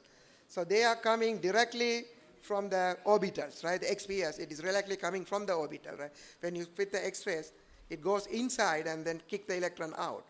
So this is a secondary electron process. The energy is very small, maybe 1 or 2 eV. But normally we call that as a secondary electrons. No, we call OJ photoelectrons. OJ electrons and photoelectrons are higher energy than the secondary electrons. The background of those two electrons that you mentioned are the secondary electron. So I am the XPS, my other part is XPS, that's my bread and butter, We gave, one thing before I forgot to mention, we organized Professor Ravirajan, Vikna Ruban, and Dayal, and we organized one conference called TASME. So it is a conference, a hybrid conference, and this time we got, I think, 30 people participated from University of Jaffna and, from Peradeniya and other places. So please participate next year. It is free for you guys. You will have a better, exposure, and then you can present your work. So please try to send your abstract there. Thank you.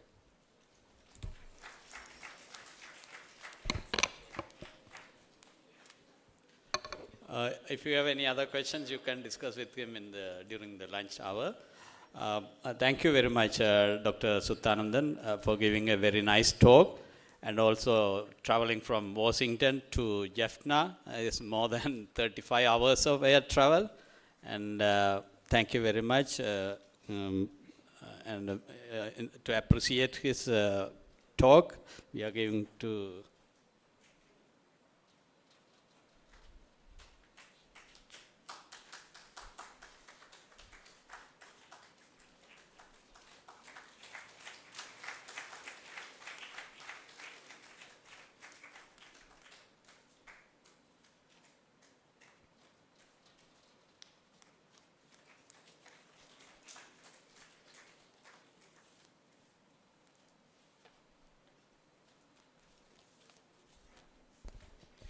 Thank you very much, sir. While you are enjoying your refreshment, we would like to move our next keynote speaker. So I cordially invite Professor A. Ramanan, Professor in Computer Science, Faculty of Science, University of Jaffna, to introduce our next keynote speaker.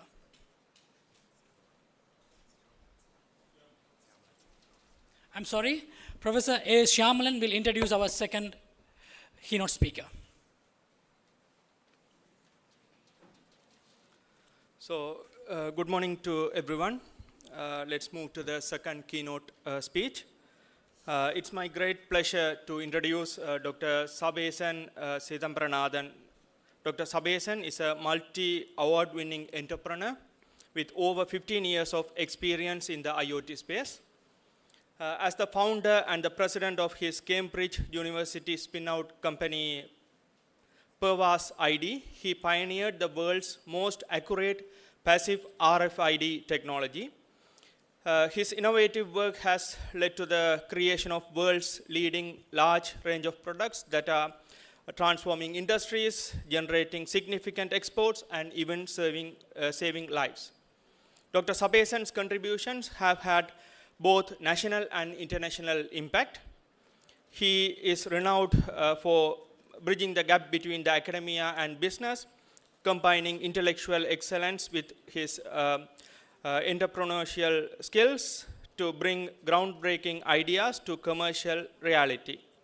His expertise spans entrepreneurship, strategic business development, and innovation leadership.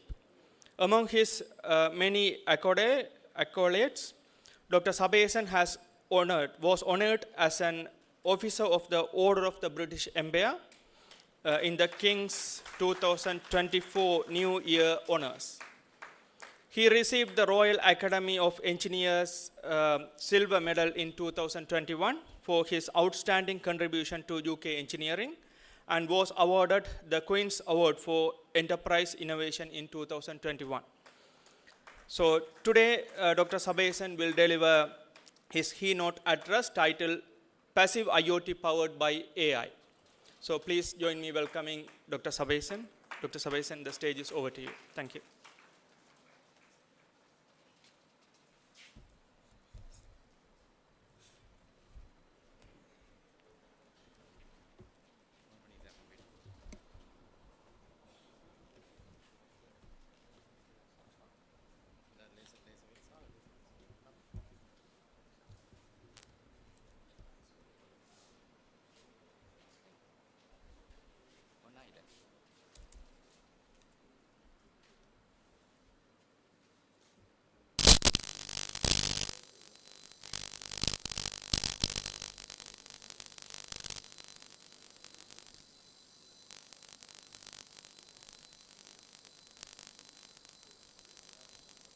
Okay, sir.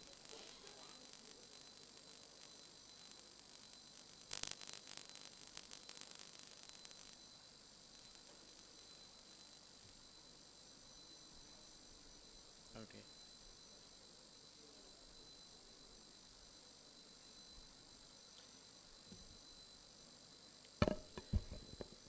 Very good morning, ladies and gentlemen. It is my real honor to be here this morning and to talk about passive IoT, passive mean battery-free IoT, Internet of Things, powered by AI. The next 10 to 20 years is going to be a different world. Whether we like it or not, the AI is going to change us. Like the social media obviously has changed over the last few years, the AI is going to take us in a completely different path. And we have to be smarter. And if we are not going to be smarter, the AI is going to make us as a donkey. So you got to be smarter. Our kids in school need to learn even more mathematics in the early stage so that they can be developing their analytical skill, logical thinking skill. And so in Cambridge University, we're trying to go to school and promote that sort of analytical, mathematical skills to primary school kids. But today, I'm not going to talk about that, but today I'm going to talk about how my journey, being a little kid in Jaffna, Sarjari Hindu and Jaffna Hindu School, going to Moratuwa for very briefly for 6 months, and landed in the UK, and eventually spent 17 years in Cambridge, still there. I remember when I was first landed in Cambridge University, I was a very nervous student, and I can tell you, Cambridge University have transformed me who I am today. And the skill I have learned, the public speaking skill I have learned, the communication I have learned, the innovation I have learned, the commercialization, the skill I have learned, none of this has been possible if I wasn't actually entered into Cambridge University. I can tell you that.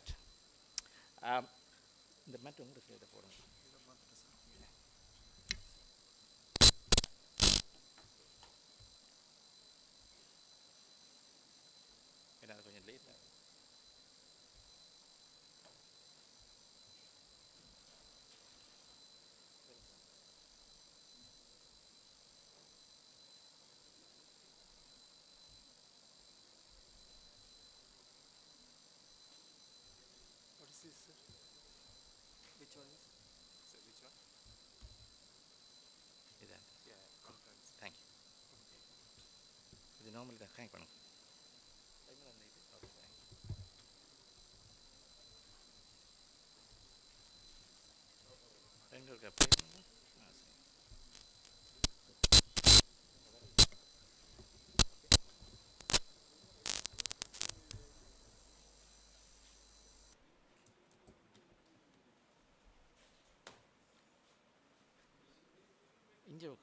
That's okay, it's fine.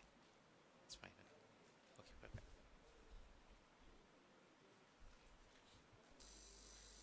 Great, so I do have two jobs in Cambridge. One job is to be a fellow at Cambridge University and teach students, and also in the interview panel for admitting students to engineering in Cambridge University. Equally, I'm also founder and president of a Cambridge University spin-out company called Pervase ID. And so today I'm going to talk about the journey I have been since being a student. So this is essentially taking an idea, taking a PhD research from your university lab into market. How do you transform the innovative research you do, part of your research or PhD students or whatever the research you do, taking that idea from lab to market? So the way we've been taught in Cambridge is the number one key important thing is to truly define the market problem, the market cap, the market challenge you're trying to solve. Because often university researchers trying to invent and then solution looking for problem. The solution looking for problem is not the right approach. The problem looking for solution is the right commercial approach. The university have to adapt into that in the culture of problem looking for solution. So the first thing when I landed as a PhD student at Cambridge, I've been given this challenge. This is not an easy challenge. I'll quickly run through very briefly, is that the challenge I was trying to solve in retail, if I take the retail market, in retail, people steal items. When you go shopping, especially when the economy is low, especially when your income is low, you're trying to steal when you do shopping. And according to the US report, is that the shrinkage, theft, have increased to over 110 billion. 110 billion to retailers. That's a hell of a lot of money. And the modern way of shopping has also changed. Online, people these days order online, pick from stores, deliver to your home, etc. If I now look at the aerospace, let's change this different sector. If I look at the aerospace, plane manufacturing is a complex process. Boeing, Airbus, Lockheed Martin. And when they manufacture a plane, they use a large number of tools to manufacture these planes. And also to maintain and repair these planes. And often what happens is that sometimes tools left behind the plane. Sometimes the tools are inside the engine. Sometimes the tools are inside the wing. And if the tools are left behind the plane, which is the FOD, prone object debris, it could be a massive safety risk. It could even bring the plane down. people on board could even die. But according to US, this causes $13 billion to this aviation industry annually. If I now look at airports, people travel around the world, right? And often luggage get lost or luggage misrouted or delayed. As a passenger, you have the right to claim compensation. Again, airlines have to pay out 400 million pounds annually to these passengers, 400 million pounds. Think about these numbers. These are not a small little Sri Lankan rupees or monies, right? These are a lot of money we're talking about. And then let's take one more sector, for example, healthcare, hospitals. Being able to track medical devices, we could say billions of pounds globally. Not to just the UK hospital, in the UK we call NHS hospital, but globally we can say billions of pounds. Not only we can say billions of pounds, but also we could save people's life. In fact, during COVID-19, if every country had the tracking system in place, we could have saved a lot of lives, a lot of loved ones. So if there's another pandemic, which I'm sure will be, in 20, 30, 50 years down the line, who knows, right? And if there's another pandemic, hope we can do better than what we have done in our healthcare service, in healthcare sectors. So once you define the problem, the next thing is truly understand the state of art. And that's the next important thing. This is how I've been taught in Cambridge University. So you got to really understand the state of art. What other people before you have trying to solve this? Because I'm sure there has been researchers around the world trying to look at the same problem and have tried to solve it. And there was always a solution they have tried. And so you got to truly understand the state of art. The more you understand, the better chance you're going to come up with a better way to solve it. And so when I was a student, I asked myself, how do we really solve it? The way to solve it is real-time tracking. If we can track every single luggage, if we can track every single tools, if we can track every single medical devices, we could solve all these problems in real time. So the conventional way has been done using barcode. And barcode been around for 70 odd years. But the challenge with the barcode, because it requires manual scanning, you had to scan one by one. You can never have real-time tracking. But advanced way of doing so-called RFID stand for radio frequency identification. And there are two types of radio frequency identifications. One called passive, which means batteryless. There is no battery whatsoever. The other one called active, which means it's battery powered. Like your mobile phone or like your AirTag. These are all battery powered devices. Nothing works without battery, right? Nothing works without electrical power, which is why you charge your mobile phone almost every other day. And so the active is absolutely fine. It has a battery, so it would work for a long time, for 3 to 5 years. But the challenge with the active technology is far too expensive. Typically, AirTag, if you buy from Apple, it costs you $30, $40 per tag.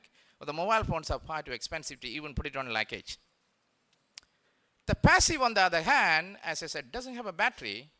And so you had to wirelessly give electrical power. As the Vice Chancellor mentioned earlier, Maxwell actually come up with all of these in Cambridge. You had to use the electromagnetic signals. You had to use the electromagnetic signals, transmit in the air.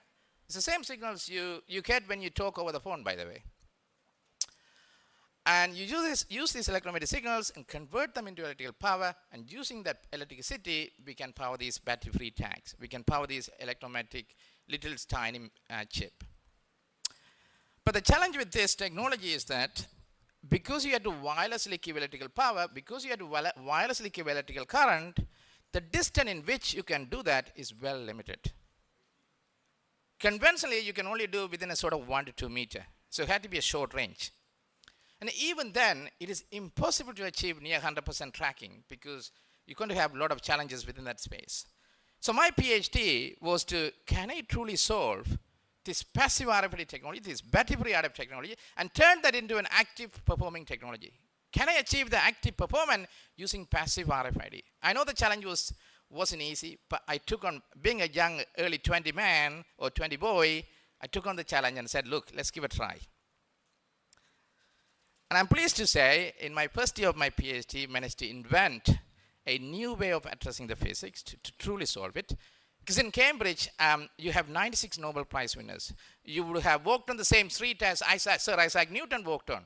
You would have seen Charles Darwin. You would have met Stephen Hawking. And when you have these sort of people, you would have sit next to the Nobel Prize winners. You would have had lunch with some of those former prime ministers. And when you have the sort of atmosphere, inspiring places, when you have that burning passion, you won't even sleep sometime. And I remember days I would have stuck in the lab for 2 days, 48 hours, no sleep, simply because I wanted to really solve this.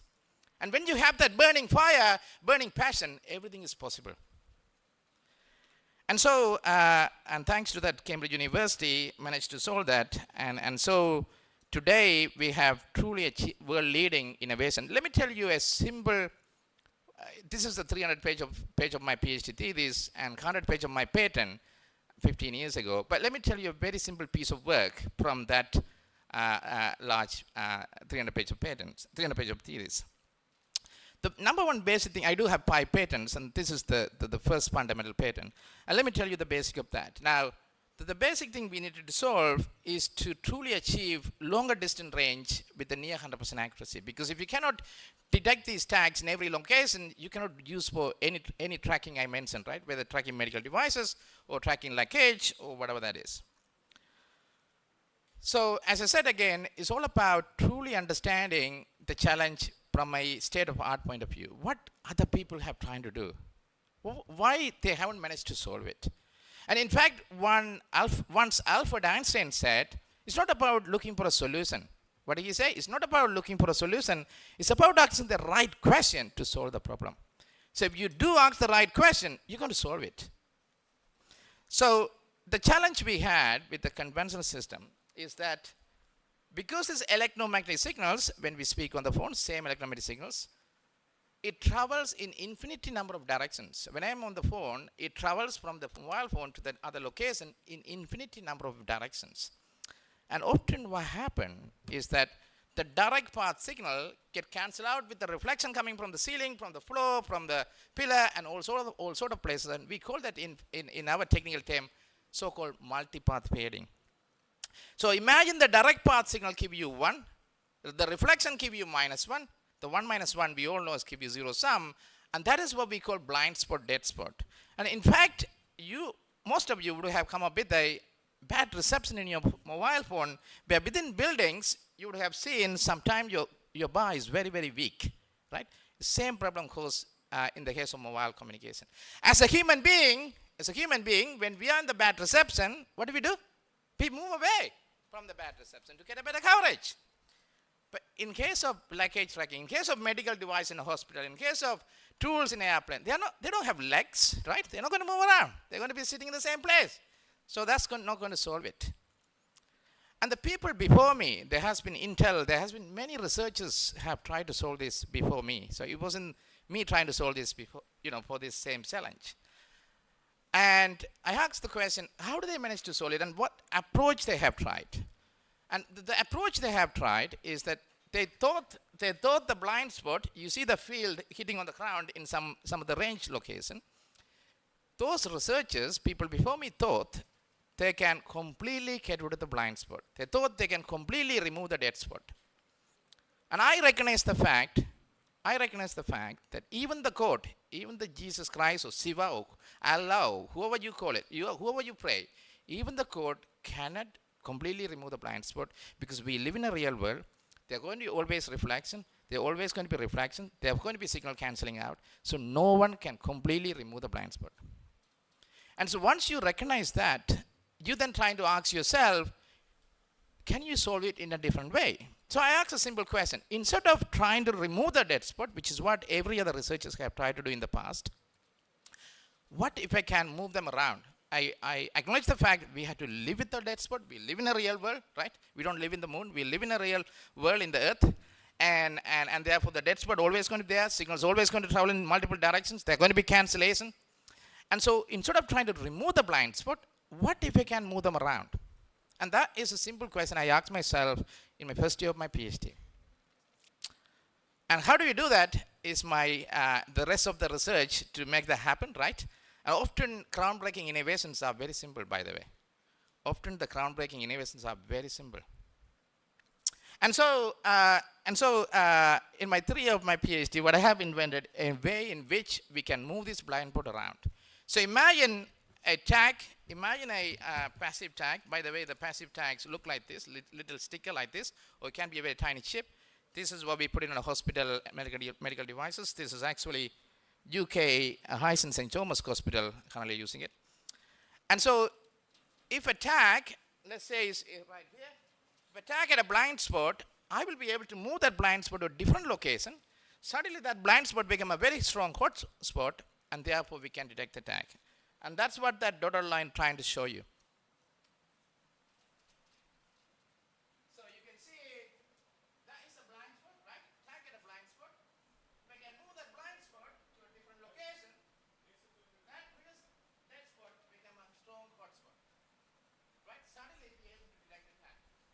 So by moving this blind spot really, really fast, we are able to achieve detection in every location. So by inventing that, I have created a world-leading, that's only part of the invention, world-leading RFID technology to truly achieve 99+% detection accuracy. There is, by the way, there's always competition. So you compare yourself to the rest of the world. And the first thing you got to do, you got to create a unique selling point comparison, USP we call it, unique selling point. And so what is your unique selling point of your invention of your product? And so what I invented, as I said, a new way of addressing the physics to remove the dead spot. So today we are able to achieve 99+% accuracy, and compared to industry standard is 90%. Even the medicine only 99% accurate, by the way. If you look at the medicine label, it will tell you. Nothing is 100%, by the way. And if someone telling you 100%, they're clearly lying to you. And using advanced signal processing technique, be able to increase the range up to 20 meters or 240 square meters. So I could even cover this entire room with a single reader. And so I can even track every single attendee here one day. Hopefully our honorable vice chancellor will let me to do that, and we can then even see how many of you are seriously listening to the talk. And finally, also use machine learning, artificial intelligence techniques to locate each and every tag, locate each and every medical devices, to locate each and every passengers within 2-meter radius. Within 2-meter radius, almost like a GPS system within buildings. And not only produce that performance, but also at the lowest cost possible. Because often you could invent an amazing solution, but the cost of the solution is too expensive. No one's going to buy it. The return on investment is the key. And so we are able to invent all of it and sell it to the market, sell it to the world at the lowest, at the reasonable price possible. And therefore, return on investment is less than 12 months. Oh, thank you. Yes.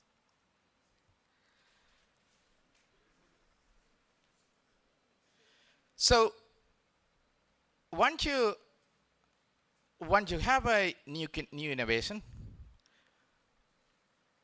the next important thing is to see, does this innovation or idea truly have a real addressable market? And often, investors want to see the addressable market is at least $1 billion. Not in billion Sri Lankan rupees, $1 billion. I'm talking about building a big business, right? I'm not talking about building a little small shop in Sri Lanka. I'm talking about a global business you want to build. And that's what you want to build too.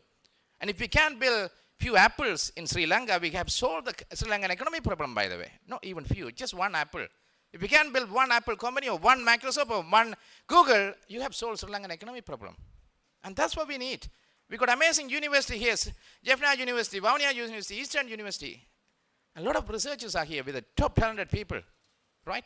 We just need to build that entrepreneurship culture and the mindset, and I'm sure you're going to be there tomorrow, Steve Jobs. You're going to be there tomorrow, Bill Gates, right? So when I was a little student, I've used my business school in Cambridge University to do this work, the MBA students. We often work with the management department or the business school because the MBA students are clever students, right? They know what they're doing. And so work out the market. In my case, it was over $1 billion. So next thing you need is investors. A one-man band won't go long. Being alone, being just on yourself, doing amazing work, it's not going to go too far. You need a team of people. You not need a normal team of people. You need a star-performing team. The hardest things all is easier to invent. Is easier to invent. And if you have a groundbreaking, unique selling point ideas, easier to get money. I'm sure a lot of investors want to throw their money at you. But it's hardest to find a star-performing team. People ask the hardest thing. People ask the hardest thing. And so, in my case, I've done over the last 2016. So over the last 8 years, I've took 10 million US dollars investment, 10 million US dollars investment. Every 2 years going to market. Every 2 years, you stand in front of a very smart investors and do elevator pitch. And this elevator speech could be sometime 5 minutes. You got to convey your message within 5 minutes. You haven't got 2 hours to talk about your invents and your team and your ideas and your business model and exit strategy. All of these you learn. All of these, you can learn all of these skills, by the way. When I was a student here, I didn't know anything, right? All of these skills you can learn. And I went to Harvard University to attend a one-week course called Authentic Leadership. And that authentic leadership course truly transformed me to be an authentic leader. Because each one of us is going to be an authentic leader. Regardless of whether you are the boss of this university or the professor of the university or the researcher of the university, you got to have the leadership skill. And so when I learned the authentic leadership course from the Harvard University, from one of the professors who was the former CEO of a billion-dollar business, who has his own theory, what an amazing lesson they teach.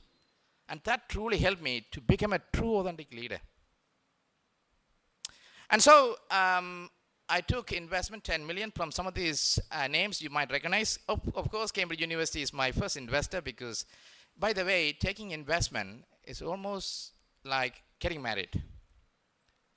So when you get married, you don't just randomly go and marry a person. I know that's the traditional way of doing in northern east, but actually the better way to do it, you got to know the person. You do a bit of a dating, right? Understand you both have a similar characters at least, right? And then you want to get married. So similarly, we'll have we call speed dating with the investors, speed dating. Get to know each other, right? Does the founders get along with the investors? Because if they don't get along, they're going to break. It's not going to make the business, it's going to break the business. That's what happened to Steve Jobs. When he took the wrong investors in Apple, Steve Jobs was fired from Apple. And that was the toughest lesson he learned along the way.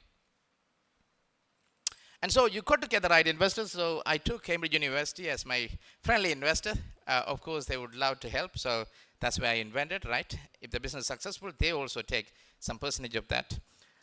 Stanley Ventures is the venture arm of Stanley Black & Decker. Stanley Black & Decker is one of the $40 billion business in the US, the leaders in aerospace, and they have customers like Boeing, Airbus, and Lockheed Martin. So with these people, I took 10 million investment. So once you got the money, the next thing you got to do, you got to build a star-performing team. Now, when we build a star-performing team, again, I made mistake in early days, hiring some of the wrong people.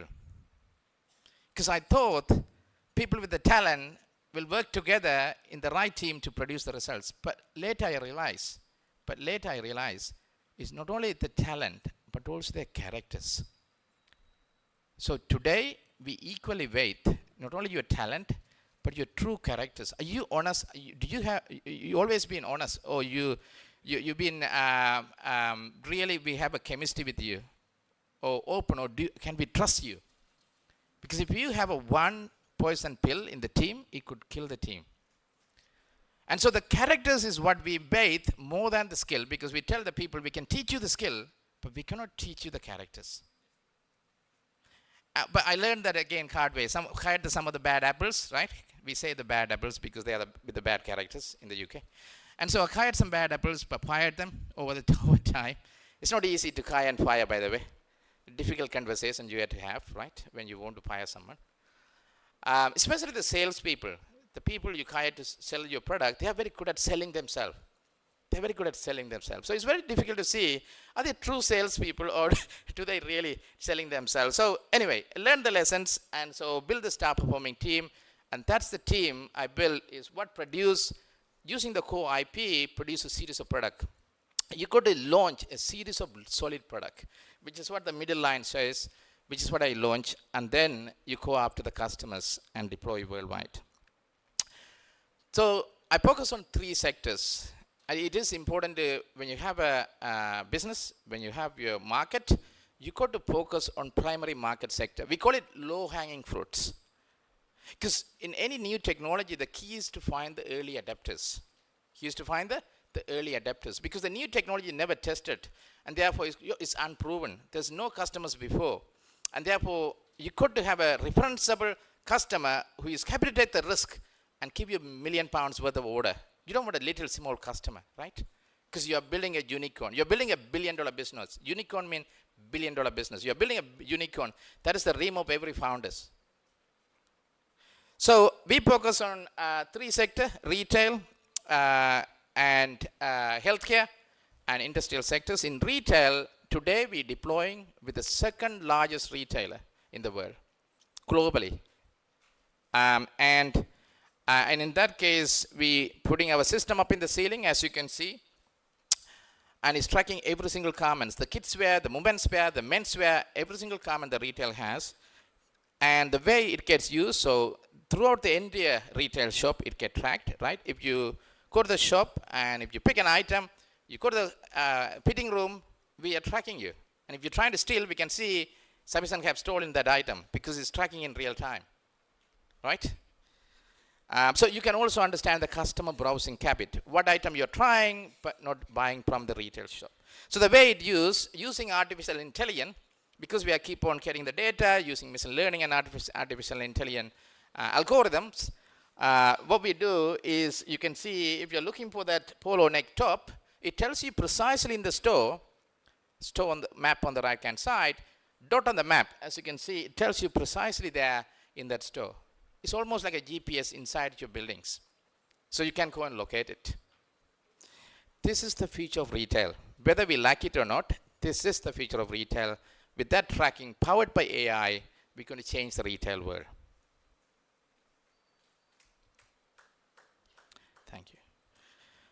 So if I now look at aerospace, I mentioned about tool tracking, right? So that we can save $13 billion to aviation industry. With Stanley Black & Decker, who by the way also invested in Pavesadi in the business, we track every single tools, even a little small tools, as you can see. Even the small socket. Even this tiny socket has little tiny chip. So we can ensure that no tools left behind the plane, and this get deployed worldwide with Boeing, Airbus, Lockheed Martin. These are the largest plane manufacturers. We also rolling out with the Delta Airline. Delta Airline is the 2nd largest airline in the world. These are not a small airline like Sri Lankan Airline. These are largest ones, right? So, and you want your reference customer to be big branded customer so that the follow-on customer will trust you, right? If your first customer, little small customer, it's going to be a long road. So we're tracking today the luggage in airports with Delta worldwide. And so your luggage won't get lost or misrouted or delayed. And then the final sector is healthcare.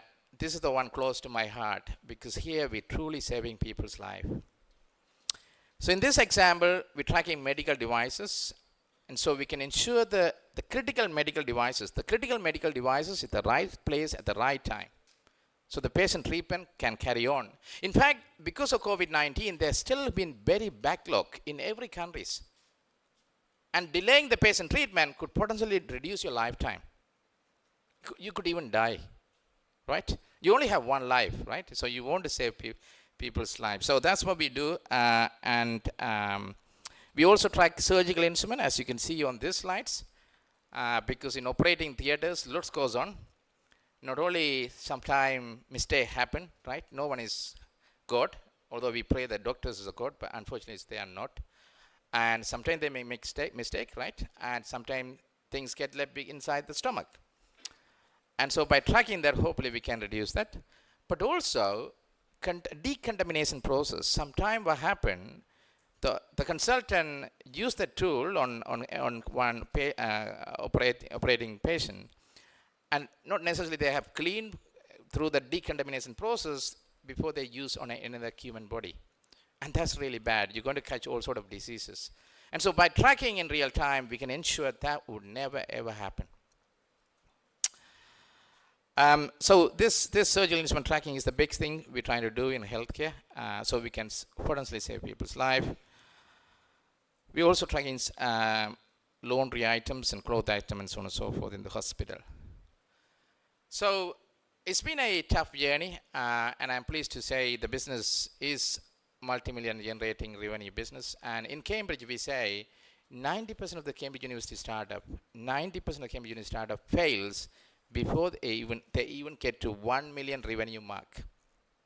The 1 million revenue mark is a good measure to say whether the business is going to carry on and scale, and the 90% of the Cambridge University startup fail. And Cambridge University startups often has a strong IP, strong USP. And one of the reasons it's fail is team, people. And the second hardest thing why the business fail is customers. You could have amazing innovation, you could have an amazing product, groundbreaking product, but if you cannot sell this product, if there's no customers going to pay for your product, no customers going to help you scale the business, if there's no revenue keep on coming, not many investors want to keep on funding you. Not many investors want to keep on investing in your business, and the business will eventually die. So the team and the customers are key. I'm sure you will all going to invent a lot more things, and I'll be delighted to help you with the invention. But the next important thing is to really hire the right staff performing team, and more importantly, then have the customers. So my final slide is what customers say. In the world, in entrepreneurship, we live in a philosophy that customer is always right. The customer is always right.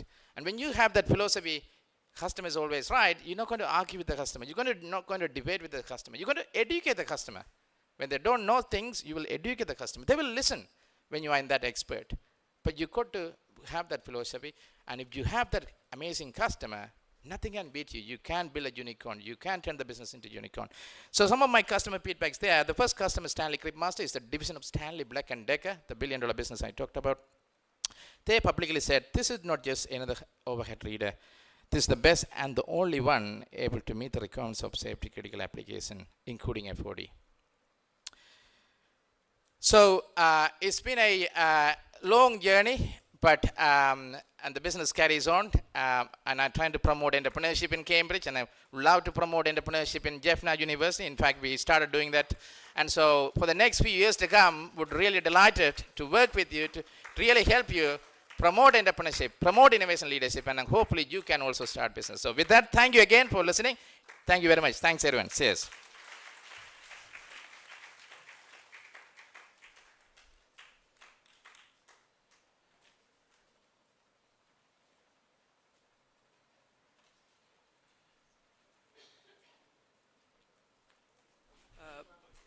Thank you very much, Dr. Sabesan, for very valuable, insightful talk.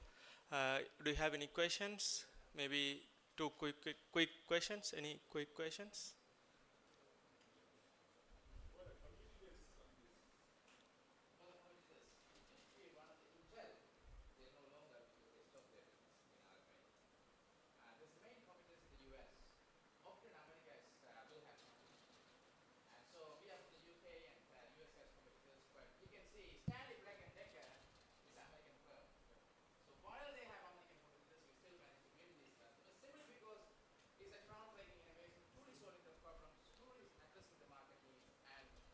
That's why even the big American firm ready to take the risk and go with a unknown Cambridge University little startup.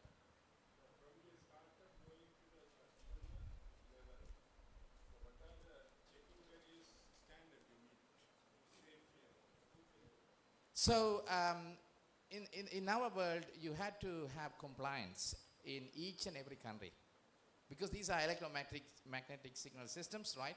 In the US called FCC, you had to go through proper formal testing process. You pay a lot of money for that, by the way. And there will be independent test cars will testing you to check everything electromagnetic field, expose it to patients, especially when you put in a hospital, you are exposing electromagnetic signal to human head. So there's a regulation to ensure no human heads very close to those antennas, so very close to your mobile phone, for example. And so we've done all of those through that independent body, get those compliance, and that's how you get deployed worldwide. So any other questions? If you don't question, I can ask you as well. I'm just kidding. Any other question, guys? Okay, thank you very much. Thank you. So please accept our token of appreciation.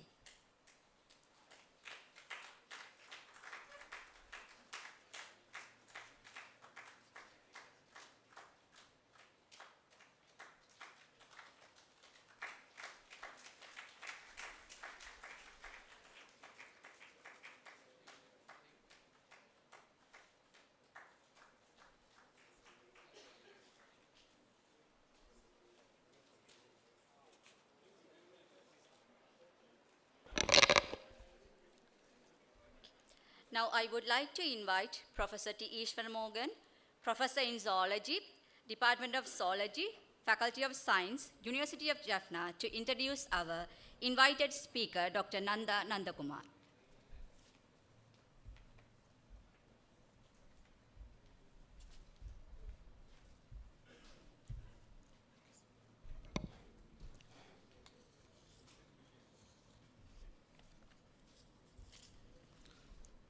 So good morning, ladies and gentlemen.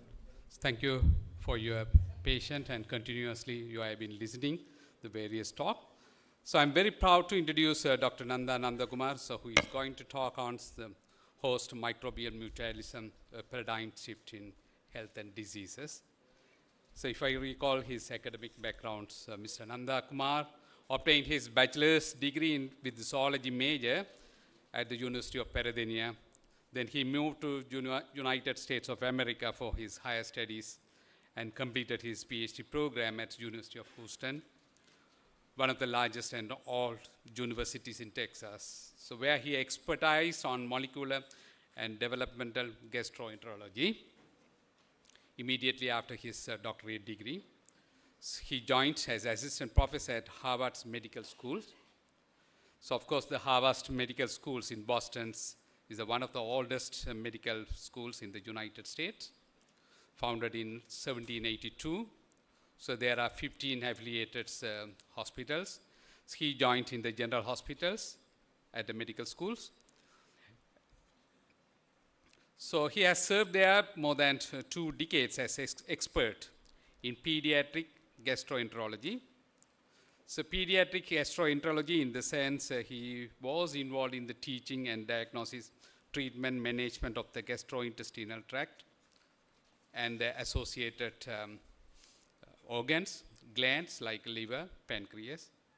So working with internal environments, so anatomy is quite easy by going through the scanning, through the MRI scans, CT scans, ultrasound scan, or other image system, but you are going to listen with Dr. Sivanandan as well. But working with the cellular physiology internally, even in infant, is much difficult. So he worked for 2 decades.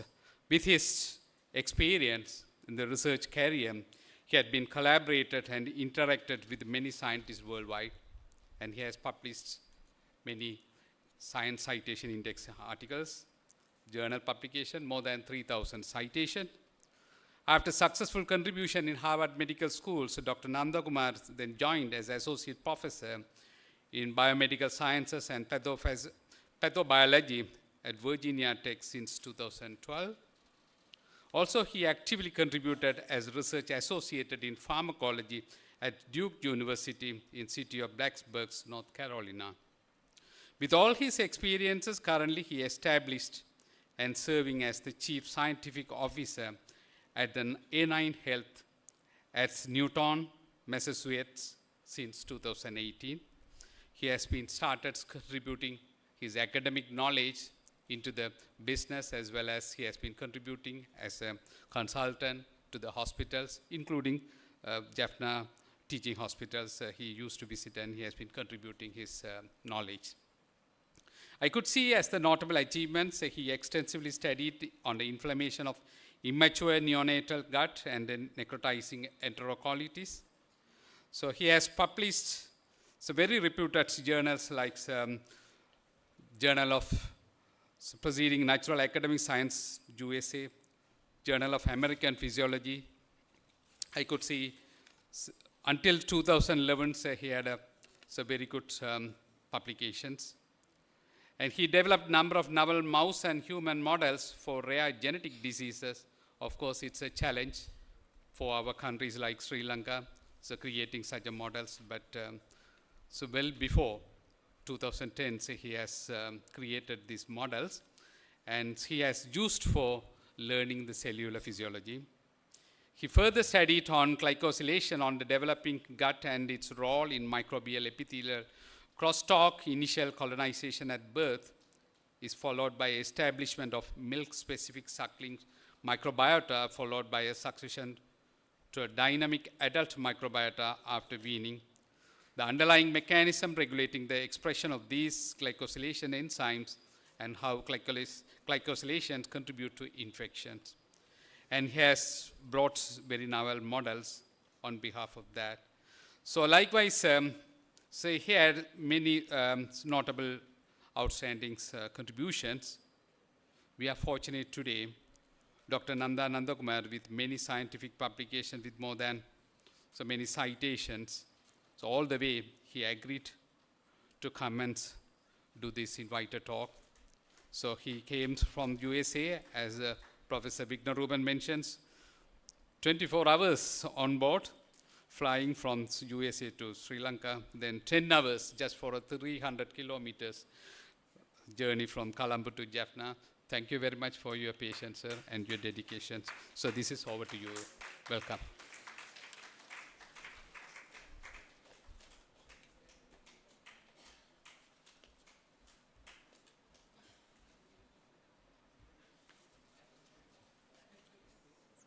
So which one? This one, second? Nanda symbols.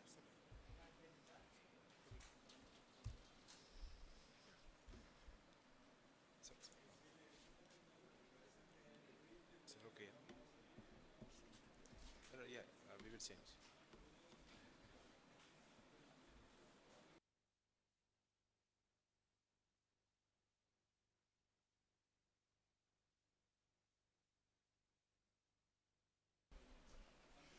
So, thank you so much. That's a lot. First of all, I want to thank all the organizers for inviting me. I have been coming to Jaffna for last 26 years every year to do various charity work. So, last time when I was here, when Professor Kumaravadivel was the dean, I asked him what I can do. He said, why don't you come and teach what you're teaching? So in 2006, I came and taught a course in cell and molecular biology. But what I want to tell all the young people who are sitting there, students and the young staff, all of you have a fantastic fundamental in biology. And you can, if you want, you can go anywhere and reach any height. Because I know, I was a school kid when this university was founded. I had a number of friends from the first, second, third year batch doing exceptional work in the UAS. And when they came, all of us were, we were like, as Suthanandan said, we literally knew nothing. But you had the fundamentals to succeed. If you are willing and willing to put hard work, you can go anywhere. After 24 years in Harvard Medical School, I started up a startup company because I realized that there's more important things than publishing papers. The second, I want to re-emphasize what Suthanandan said. Last 26 years, we have a meeting called TASME in Toronto, only for gathering all the Tamil Sri Lankan academics come together and talk about various things that we can do together. The last 3 or 4 years, we have about 250, 300 attendees, and now we are doing it virtually. So there are a number of students from Jaffna, East, Sabragamu, various people presented. And even if you are not presenting, join virtually, it's free. So join virtually and you can listen. When you listen, you'll understand. Students like you who graduated from here has gone and did exceptional in various fields. And if they can do it, I'm sure all of you can do it too. So I want you to remember that. So when I went to graduate school, the molecular biology was just coming up and coming, and as Suthanandan said, we have absolutely nothing about it. So we were willing to learn. We learned, and that transformation in the molecular biology has profound impact in all the health and all the biological science that you're doing. And now, in the last 10 years or so, another transformation is happening on either humans or any animals. Our genome is not the only one we control ourselves. What we are realizing is the microbiome we are occupying all our cells has a profound impact on what is the physiological state of you, whether you're going to be healthy, you're going to have a healthy life, healthy adulthood. Everything depends on the microbes you have and how they interact. That's what I'm going to describe it, because it is very important. In the Western countries right now, 1 in 10 develop inflammatory disease. And in about 50 years, almost all the kids who are born in Western countries are going to have develop inflammatory disease. So the understanding this is going to have a profound influence. So the greatest medical advancement of the 20th century is the introduction of antibiotics and vaccine. And because of that, right out of the World War II, there was a decline of all the infectious diseases. So that's a great prosperity, and because these diseases savaged human civilization for 60, 70,000 years.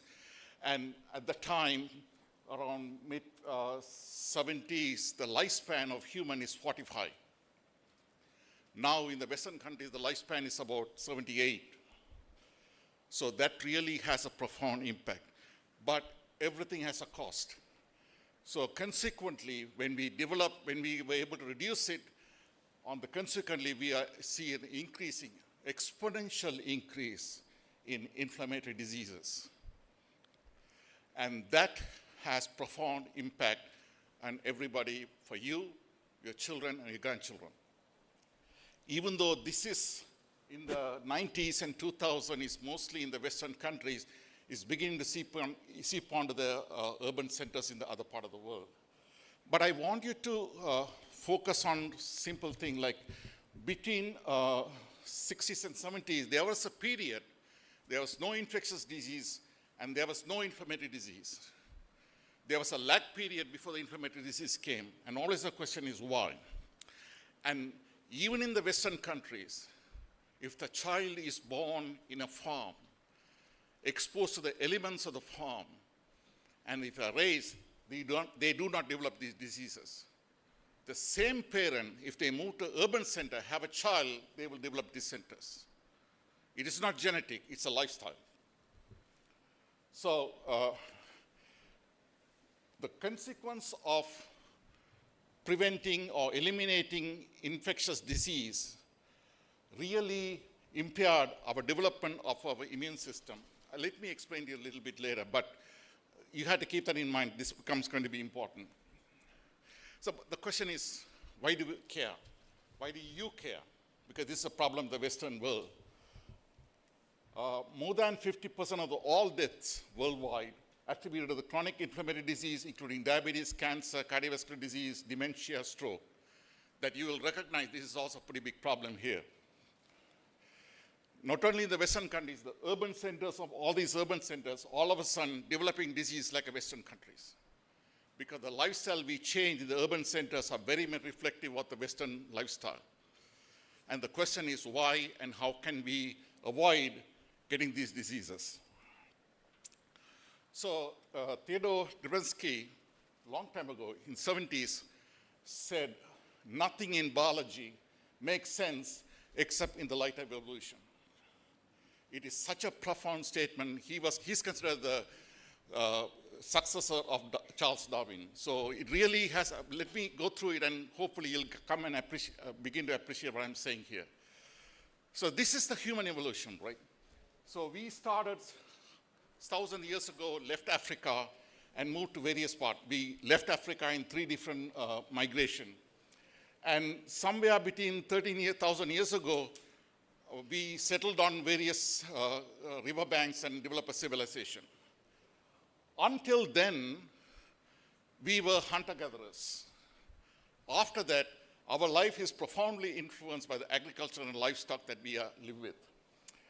So during all this time, we have all these significant infectious diseases profoundly killed millions of people. So in the evolution, we have to develop mechanism. If we want to survive, we have to develop mechanism to prevent and outlast these diseases. So in the history of our life, we have acquired mutations and polymorphism in the DNA that really allowed us to withstand some of those infectious diseases and able to have a successful reproductive life. Success depends on you can successfully reproduce children, and they can reproduce further down the line. So coming back to the evolution in this 60, 70,000 years, ever since we settled down on the civilization, we selected genes and polymorphism that allowed us to withstand foodborne pathogens like salmonella, listeria, you name it, viral infection, cholera, whatnot. So we happen that. So this is, we can understand. The second part that really people do not appreciate is when we humans were infected by the pathogens and various molecules, even just goes out and walking in the soil with your bare leg, you are exposed to various microbes. All of us are evolved in the microbial world. So we have to always find a way to withstand microbes entering our cell. The way we do it is we develop immune memory, so that way we can fine-tune our immune memory so that we will not develop antibodies and protection against us, but against molecule. Okay? So what does this mean? First one, evolution selection. For example, in the European country, you see cystic fibrosis, but we don't see in this part of the world. Because when the cystic fibrosis evolved, it has a selective pressure against certain infection. Similarly, in our part of the world, for example, the thalassemia is pretty present, right? Because why it was selected and maintained in the population? Because it gives you a selective advantage over dengue infection, malaria infection. So that's how we select polymorphism and mutation and maintain in the population. So this allowed the enrichment of immune-related genes that are subject to natural selection and pathogen. So all of them, selection is based on pathogen burden, how and when we are going to infect it. And the question becomes, when we eliminate this pathogen, then what happens, right? So the second part that a lot of people don't appreciate is accumulation of immune memory and fine-tuning of our immune memory. Because our immune system recognizes shape, 3-dimensional shape. So, for example, I'm just telling you that the last 30, 40 years, type 1 diabetes are exponentially increasing in the Western countries. And the reason, the antibody that, so the reason is we have antibody that attack beta cells that produce insulin. And they attack the antibody that attack the beta cell are targeted against an insulin receptor. And the epitope is that epitope, the host, the bottom, AQQAP. And we have a microbe, if we are exposed to, that microbe also has the epitope called AQQGAP. If we are exposed to that microbe, our immune system will fine-tune our immune memory, negatively select all the things against self. We will not develop antibody against a beta cell. So we will not develop type 1 diabetes, only if you are exposed to that microbes. Okay? And this mechanism is called immune molecular mimicry, because a lot of 3-dimensional shape that microbes have, we have a very similar shape. So we have to have a very fine-tune our immune memory to make sure we are not selecting antibodies that attack ourselves. because of this memory, we have all these diseases that are appearing very high rate in the Western countries. Some of them you will recognize: rheumatoid arthritis, type 1 diabetes, multiple sclerosis, various other things. This is just only the partial list. So coming back to this evolution, so what here happened is, until 100 years ago, we were subject to, exposed to these microbes, infection, pandemics, and everything. In the last 10 years, we just eliminated, right? By the vaccines and antibodies. By eliminating, what we have done is the fine-tuning of our immune memory, we have lost it. So the antibodies which sometimes recognize our cell, we are not eliminating. So that's lead to autoimmune diseases. In the US, 1 in 10 children are now born will develop one autoimmune disease. 1 in 10. In 50 years, all the children will develop autoimmune diseases. And this is strictly lifestyle, because genetically, our children in the, whether US or here, and your grandparents are not different. There is no natural selection happening within 2 or 3 generations. So the question becomes, how come when the grandfathers and their grandparents had same mutation, same polymorphism, they didn't develop diseases, whereas now children who are born with those same polymorphism, they are developing diseases. If all of you go and sequence your genome, you will be carrying multiple polymorphic mutant allele. You should develop multiple diseases, but you don't. And the question is why? So ultimately the question, the secret lies in the microbes that we have. So we are born in a microbial world. As soon as you are born, microbes colonize your cell, right? So whether your skin or lungs or gut, urinary tract, anything exposed to outside, microbe is colonized. So we have more microbes in our cell. Most of them are harmless. Some of them are very beneficial, okay? Out of this microbe, the microbe that colonizes our intestinal tract has so much of undigested nutrient. So microbes thrive in our gut. So that's the reason, just in the colon alone, we have something in the order of 10 to the power 14 bacteria. The more number of cells in a bacterial cells than our entire body. Okay? So until we started a agricultural civilization, our lifestyle is a hunter-gatherers. The microbiome of the hunter-gatherers are very different than the microbe of ever since us. So we were able to show that we can go to the certain tribes in Africa who are still living as hunter-gatherers. And when we isolate the microbiome and sequence it, it was completely different. Whereas the rest of the world, we may have different microbes in the South Asia, different microbe in the Western countries. The functionality of the microbe that colonize in every part of our body is almost identical irrespective of which part of the world you belong to. Okay? So most of the microbes are in the GI tract because that's where we take food. And most of the food we don't digest, right? Most of the fibers you eat cannot be digested by our digestive system. And they are digested by the microbes inside in the colon. And the bacteria, microbes digesting undigested food contribute to 1/3 of the energy you acquire. If you don't have the microbe, you have to eat 5 times the amount of the food, get the same nutritional calories. Not only energy, but also various vitamins, important molecules these microbes produce. So in essence, these microbes and us have a symbiotic relation, mutualistic relationship. We provide resident, they provide material that benefit for us. So that's the reason we survive. And also having the right microbes, even the pathogen comes, they will not attack us. So that's the reason if you have a healthy microbiome, even if you eat food contaminated with salmonella, you will not get infected.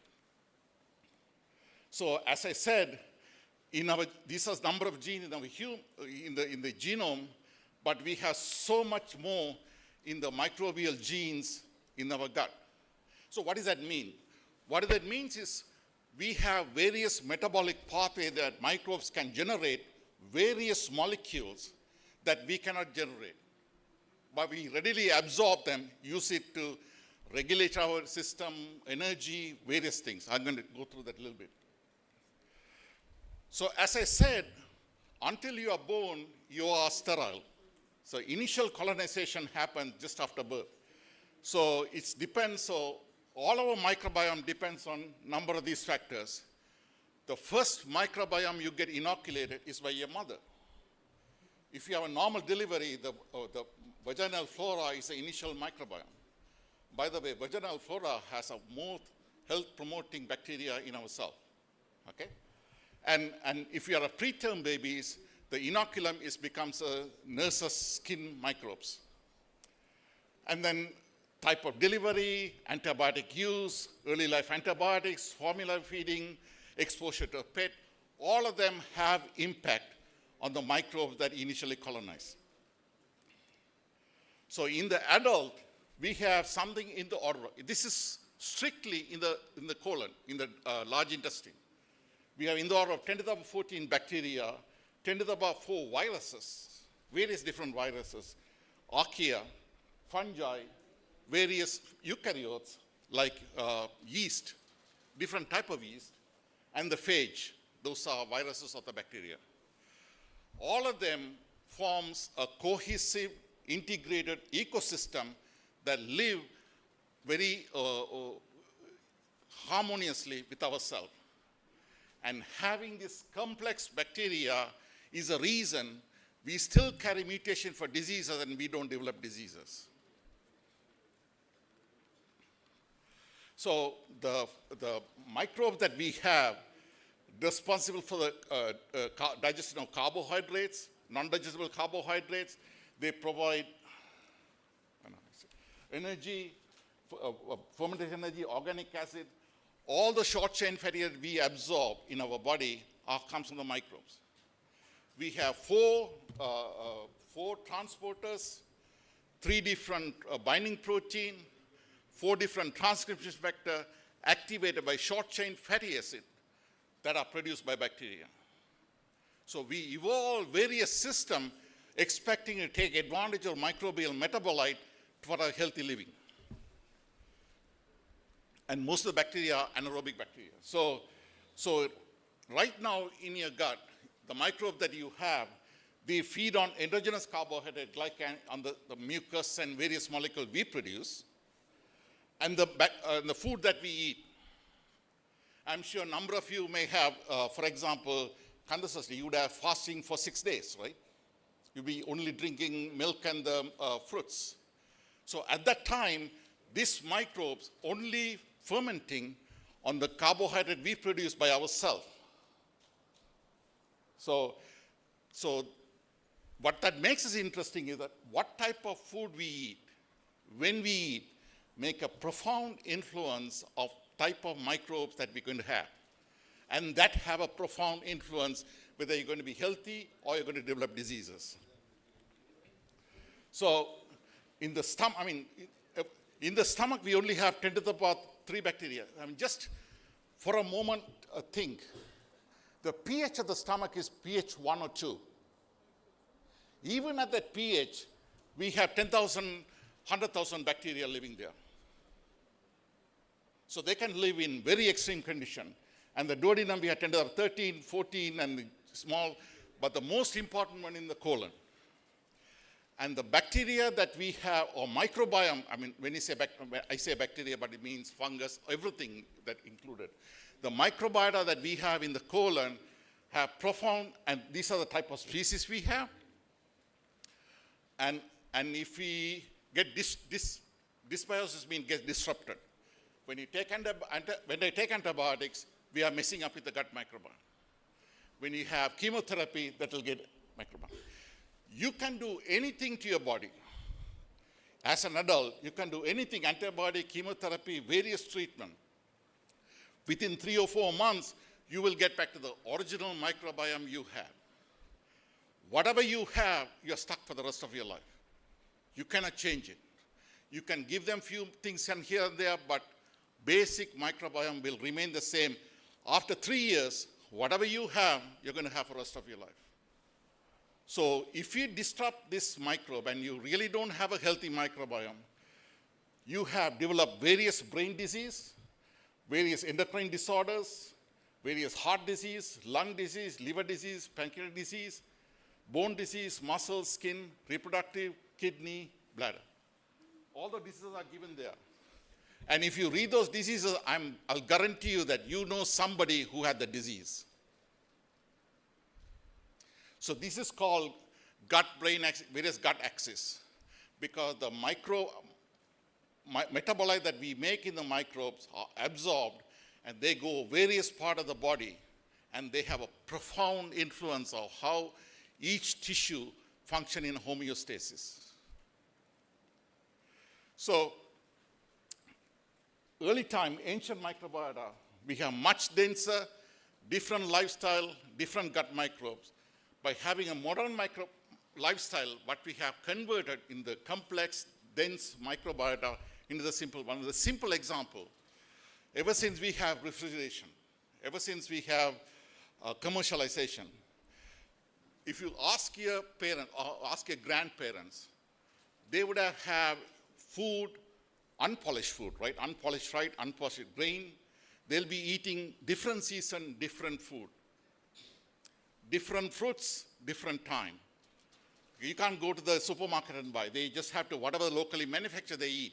So what that is doing is every 3 months, every season, you are eating different food with the different fibers that really maintain certain sets of bacteria in your gut. But now, you go to the supermarket, buy the same banana. I'll guarantee you that in US, my children only had one banana. So they are exposed to the fibers on that banana. Whereas here you can have 10, 12, 15 varieties. And the fibers in each banana is different fibers. And that allows you to have certain different bacteria in yourself. Similarly, most of you love to eat white rice. But when you are polishing, you are removing all the fibers that really necessary for have a healthy microbiome. So that's the reason now people always talk about taking fiber, eating not brown rice, because this is the reason. So modern lifestyle, reduced gut microbe due to diet, healthcare, sanitation, physical activity. And by sanitation means, I'm sure most of you use antiseptic wipes, right? So by doing so, what you are really doing is disrupting the microbe that you have in your skin. And that disruption is in part cause various eczemas and various skin diseases. And we never used it 50 years ago, right? So we were healthy too. So we don't have to use it. So we have to be careful what you think. So, yes. So effect of urbanization. So what really has happened in modern life, the increased consumption of refined sugars, antibiotics, chemical antimicrobial, exposure to air pollution, water chlorination, all of them have profound impact on the complexity and the diversity of the microbe that we have. And they have a profound influence on whether you're going to have a healthy lifestyle or not. So this is traditionally, if you ask a grandparent, this is the lifestyle. They have a very active lifestyle. They have a grain, fruits, various different things, but only very little meat on the top. If you are a vegetarian, you are not even eating that. Most of us like in a sutra, so all of them are vegetarian. So this was the food that we ate, and the food also varies from season to season. So the type of fibers, undigested food we're going to have is very different from 3 months to 3 months. And that really enriches the gut microbiome. And what we have done now is shifting diet, really from traditional food to the one with high sugar, fat, processed food, that really reduces the microbial complexity.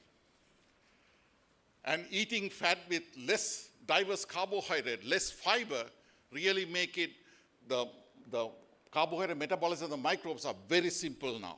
And that's really not a good thing. With less physical activity, diabetes, obesity has risen, and there is a higher mortality due to increased cardiovascular diseases. So if you go to if I go to the hospital, I was there in the diabetic center, diabetes is the #1 killer in this country. And the South Asian, diabetes is more important for the cardiovascular disease than cholesterol. Having high sugar and metabolic imbalance has a profound influence in what type of disease you're going to get. So therefore, you have to learn how to eat unpolished traditional grains, which essentially provide various different type of fibers, and eating different type of fruits and everything, so that you are always enriching. And this has to happen from the childhood, because as soon as the baby is weaned from mother's milk to solid food, they're developing the adult microbiome. So this is happening in the first year of life, right? By year 3 or 4 and 5, microbe is set. So you have to introduce this type of variation. I know, I have children, I know it's a very hard thing to do, but that is very, very, very important. So I really want to let you know that traditionally, we ate this kind of grains. I'll guarantee you that most of you don't eat any of them anymore. Some of you. So, but the advantage is all these grains provide different type of fiber, and that fiber makes sure the microbiome is still enriched and diverse. In every disease that we talked about, we have developed protocols that we can change the microbiome from the healthy person to the diseased person. By just merely changing the microbiome, putting the healthy microbiome, we can eliminate this disease. I just give you a simple example. Obesity is a big problem in the US. So we were able to show in the animal model, if I give the microbiome of the healthy person, mouse model to the obese mouse, they won't be obese. Vice versa, if I give microbiome of the obese mice to the healthy mice, I can convert the healthy mice into obese mice. And we were able to show that in the human. We were able to put the gut replace the microbiome of the obese person with a healthy person's microbiome, and they're no longer obese. And the vice versa works. We can put the microbiome of the obese person into a healthy person. We can convert a healthy person into an obese person. So what that's telling us is having the right microbiome can override your genetic predisposition. So the important lesson is but the problem is, if you look at the healthy person everybody has a different microbiome. So right now the secret is we have no idea what is the magic formula is, because all of us are genetically different, right? So it's different. So because of this, we have increasing inflammatory disease, metabolic disorder, brain disorder, and in the last 100 years, what we were able to show, we had the data on the stomach microbiome, so we were able to show every generation, we were decreasing the complexity of the microbiome. When we go below a certain threshold, that's when all these development disease happens. You have time? Okay. So there was a section on, because a number of you may have children or grandchildren with the autistic spectrum disorder. That has profound influence. The microbiome has a profound influence. Having the right microbiome, you will not develop these diseases. So just example, this is all these bacteria producing various vitamin B. All those vitamin B contribute to various neural transmitters, neural connection, neural effects. So they have a profound. So what we have to remember is what is the role of antibiotics and vaccine, how that helped us, but also how it's hurting us. Impaired immune memory, urbanization and modern lifestyle, how that is bad. Significance of microbiome during pregnancy, I didn't talk about it. As you are thinking of becoming pregnant, thinking about having a complex microbiome is really healthy. Factors affecting microbiome succession, so what really happened after birth. And the type of milk you give, mother's milk is the best one, not the formula, because mother's milk has fibers that is very unique. And the importance of the fiber-rich diet, and microbial produce short-chain fatty acids and metabolites. They are so profoundly important for the metabolic status of your body. And the role of neurotransmitters and onset of autism spectrum disorder that is contributed by the microbiome. and microbody vitamin B in CNS function, generational decline of microbial diversity. That is the reason in the Western countries we have seeing this increasing inflammatory disease, metabolic disorder, and neuronal disorders. Not only autism, even Parkinson, Alzheimer's, all those things. All of them are profoundly influenced by the microbes. And then second thing is with anything else, with the aging, we also lose the complexity of the microbiome. Not only the microbiome, but also immune competence. So thank you. The questions, I just want to leave with you this to tell you what the impact of microbiome on every system in our body. Thank you so much. Thank you very much, Dr. Nandananda Kumar, for your detailed talk. So on behalf of VRC Conference Committee, so we appreciate your talk. So let's please accept.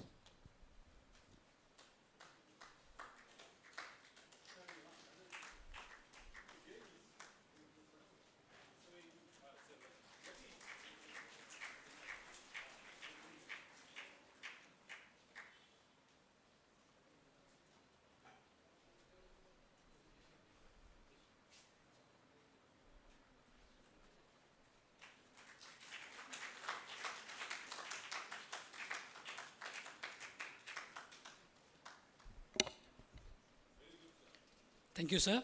And I'm afraid that we are behind the schedule, so our upcoming speakers will cooperate with the time, and also, of course, audience. So it's my pleasure to welcome Professor Meena Senthil Nandanan, Professor, Department of Chemistry, Faculty of Science, University of Jaffna, to introduce our next invited speaker.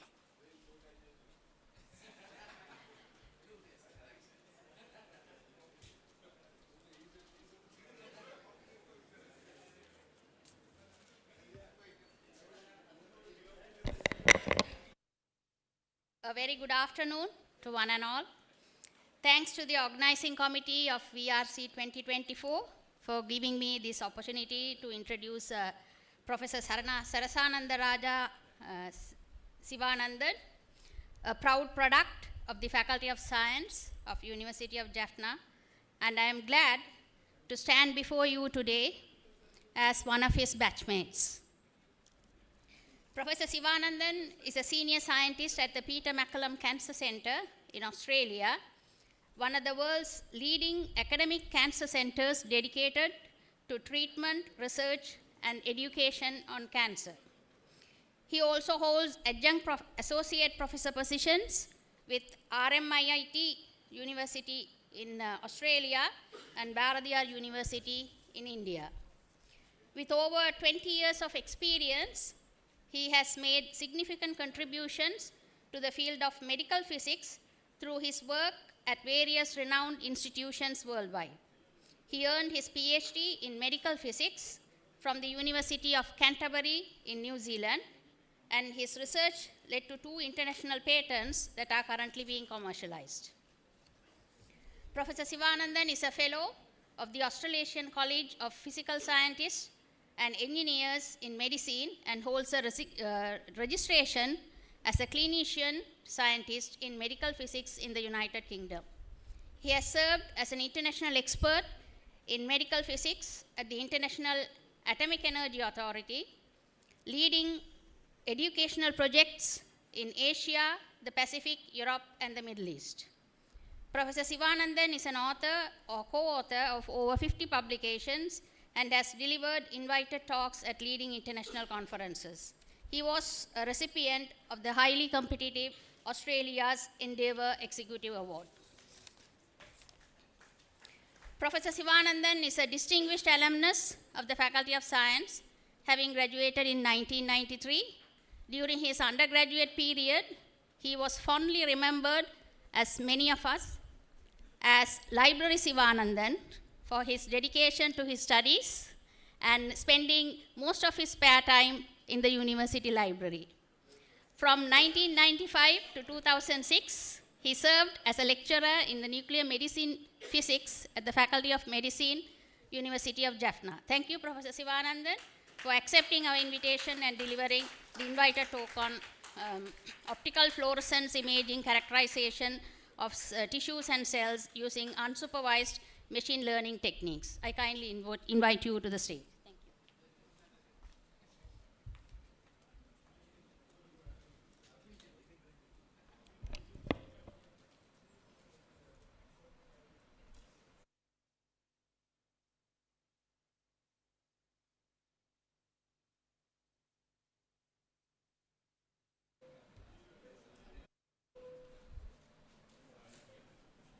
you.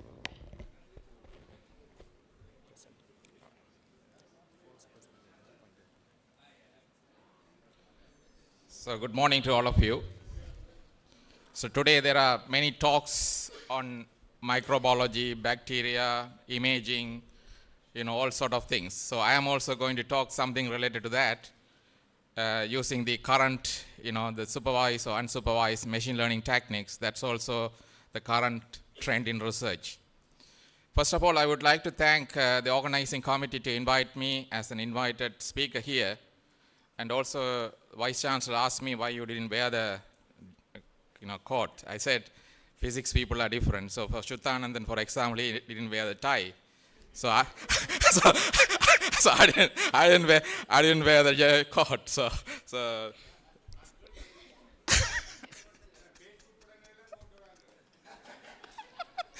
all right. So today I'm going to talk about something very related to that that some others are talking this morning.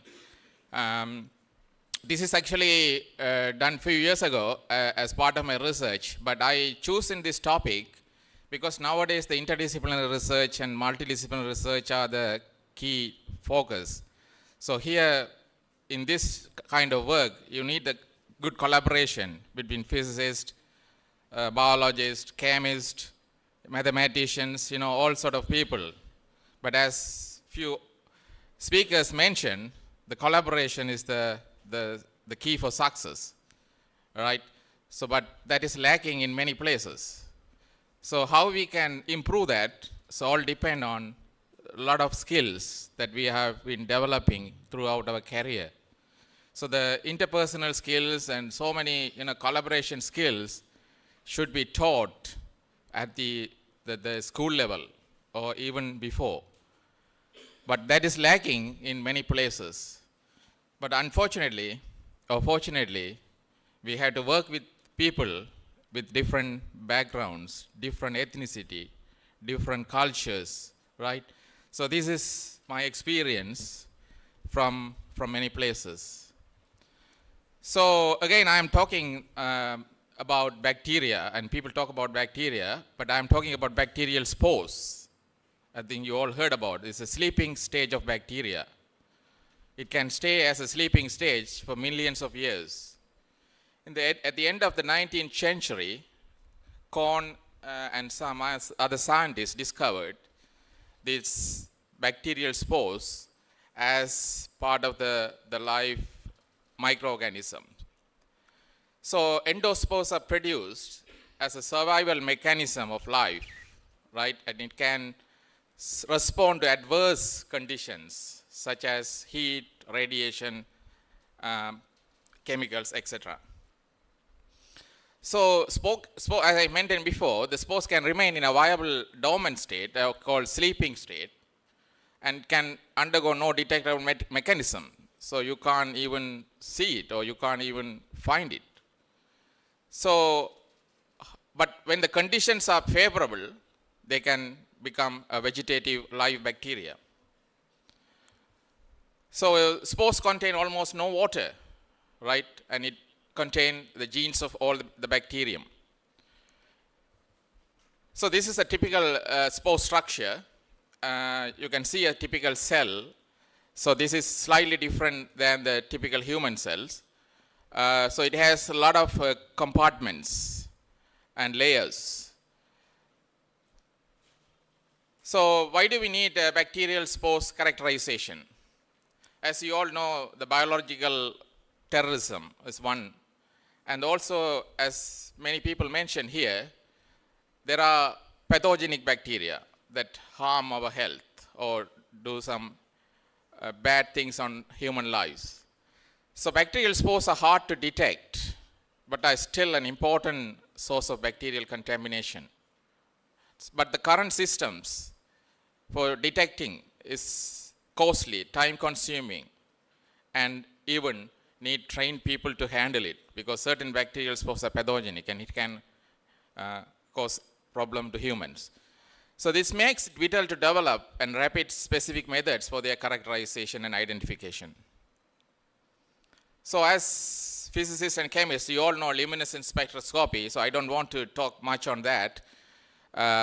So because this spectroscopy, there are various kinds of spectroscopy. So I'm going to talk about fluorescence and phosphorescence here, but there are Raman spectroscopy and so. So you can apply these things in the real world by collaborating different departments and different subject areas. So fundamentally, fluorescence is the rapid process, right? It is the transition between singlet states in a molecule. And phosphorescence is a transition between the singlet state and the triplet state, and is a very rapid emission. It's highly sensitive technique, high cross-section, a small sample size is enough to detect a minute sample, and so. So this techniques is not only applicable to microorganisms, but is even living cells like cancer, detecting cancer, or characterization of so many diseases, or so many other microorganisms. Detect Alzheimer's disease of the brain, and characterization detection of microorganism, as I mentioned before. So the fluorescence is a very unique technique. I don't need to talk about this, the all fundamental.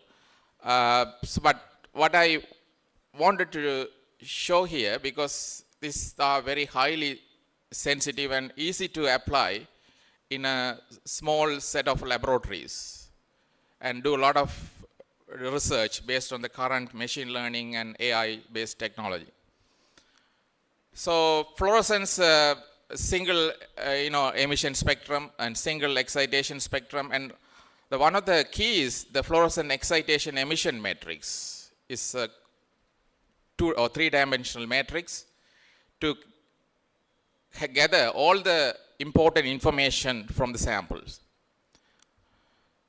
Why fluorescence? As I mentioned, is a resonance process and a large cross-section, and is a highly sensitive technique, and is fast and has large number of parameters involved, so you can deal with it. So as I mentioned before, in a biological sample, there are various compartments and components, including chemical components. We have many chemical components in the microorganism and in living cells. So some of the notable ones are NADH, tryptophan, pyridine, tyrosine, and so. But in bacterial spores, there are some specific chemical component. That is a unique component in the spores that many people are trying to characterize or trying to use as a biomarker to detect bacterial spores. So many people try to develop the new way to detect bacterial spores. We try to do with the fluorescence with the DPA, the unique chemical biomarker within the bacterial spores, and did so many work on that. While we were working on that, as Dr. Sabesan mentioned, you had to be smart enough, to see things. Is any small things changes while you are doing some experiments? Can you do something based on that? So during that experiment, all of a sudden, the fluorescent intensity enhanced with subsequent measurement. Then I thought, why it's happening? Why is happening all of a sudden is increase with the one by one, repeating the experiments. Then I found is something happening, right? So then I exposed the spores with the ultraviolet radiation, right? And found that the fluorescent quantum efficiency increased about 30 times. It's a huge increase in fluorescence that actually lead us to develop a new detection technology based on that, the unique biomarker. So I'm going to talk here more on machine learning because I don't want to talk about my invention because that is already been patented and anyone can look at on the website. But what I'm trying to focus here on the how we apply machine learning into this kind of experimental work. The main problem in spectroscopy is the overlap of signals and background noise and so many other irrelevant signal, for example, from Raman scattering or Rayleigh scattering, is part of the fluorescence spectrum. But those are unwanted signals. How we can remove them and how we can improve our signal to noise ratio in the imaging. So in those kind of problems, this machine learning's helping a lot. As you all know or heard about this principal component analysis, one of the very highly sophisticated analysis can be used in many applications in medicine, biology, all sort of chemistry, all sort of subjects. So PCA is a popular unsupervised machine learning technique for reducing the damage because we have plenty of data. It's a huge number of data. Can we use those data? We can't find any information from them. So our aim is to minimize or reduce the dimensionality of the huge number of data. So this PCA helped to reduce the dimensionality data while still maintaining the most of the useful information. So principal components are nothing. It's a kind of a correlation matrix. You all learned about eigenvalue, eigenvector problem. So it's actually decomposing the correlation matrix into eigenvectors and eigenvalues. So those eigenvectors with higher variance of eigenvalues represent the maximum variation in the data set. So those components are useful to get more information out of your larger number of data. So there are various ways to find out what are the important components to analyze the data set. So there are various criteria available. I don't want to talk more on the theoretical base on PCA, but I mainly focus on the application. So the most important components or the large weighting factor actually contain the real spectral signatures, features or feature extraction. So least important components with small eigenvalues or weighting factor represent noise or unwanted signals. So what are the advantage of PCA? One is a very all know that dimensionality reduction.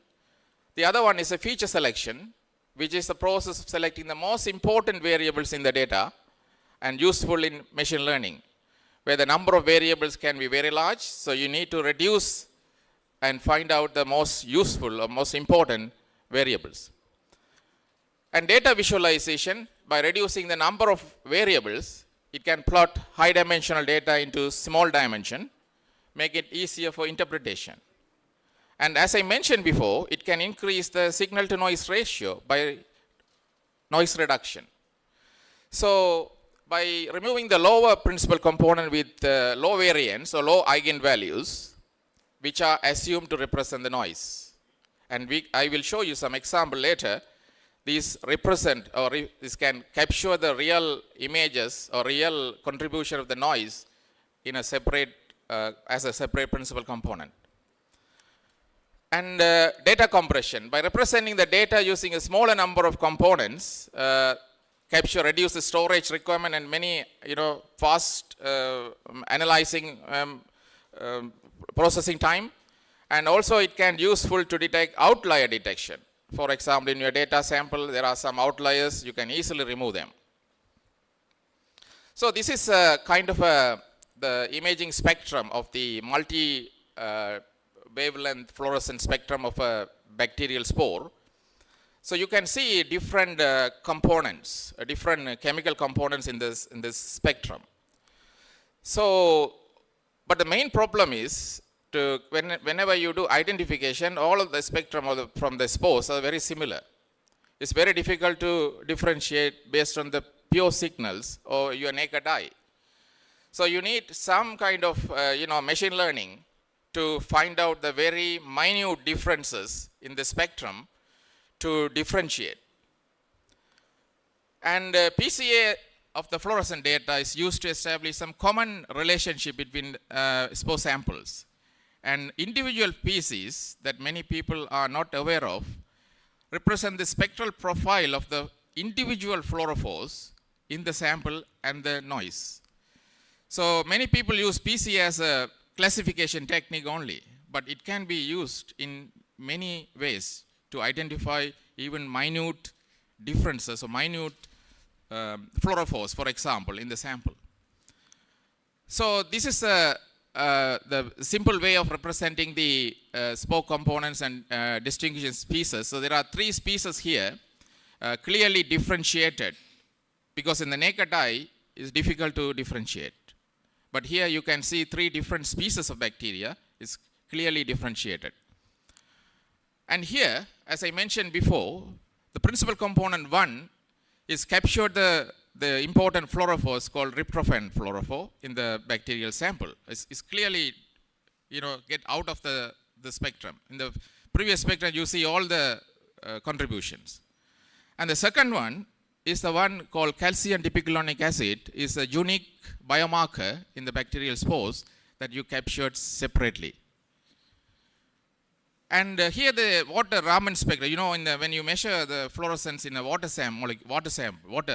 liquid environment, you see the Raman spectrum is an unwanted signal.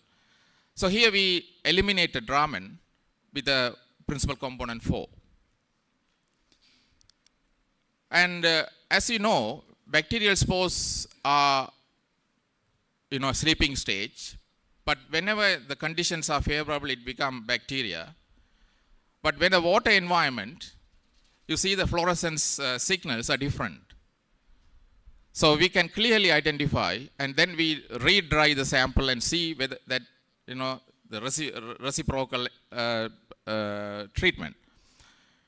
And here you can see all the different environment, wet and dry states. You can clearly differentiate and characterize the samples using the principal component analysis. And ideally, the PCA actually, as I mentioned before, is decompose the EEM matrix, the excitation emission matrix, into different spectral components as different chemical components.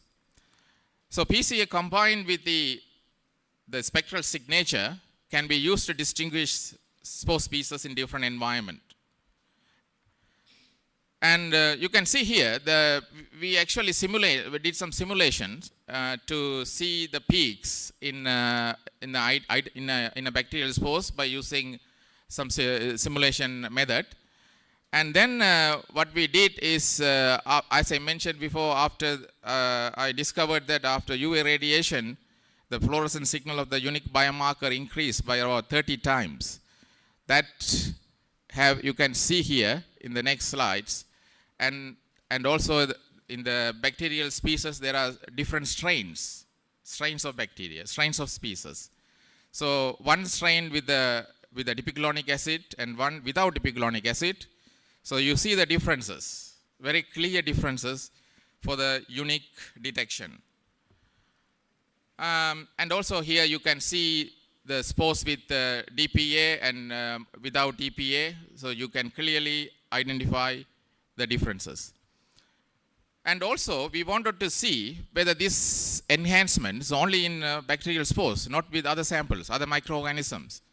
So we did experiments with all the available microorganisms in the environment and in the real world, and found only in bacterial spores that unique fluorescence enhancement. You can clearly differentiate other microorganisms from the bacterial spores. Again, I am showing here to identify the key component within the complicated structural analysis. So it's clearly identify the unique, the fluorophore. So as I will short down as the organizers asked to reduce my time. I think I am on time. So the conclusion is fluorescence profile of a mixture of simulated chemicals are shown to correspond to the fluorescent profile, and changes in the fluorescence of spores after UV radiation is consistent with changes in the simulated chemicals. And we have found notable differences with the different species, and the fluorescence enhancement of bacillus spores can be caused by the UV radiation in the spectral region of GPA. So we found a unique way to detect the bacterial spores based on our findings. Thank you.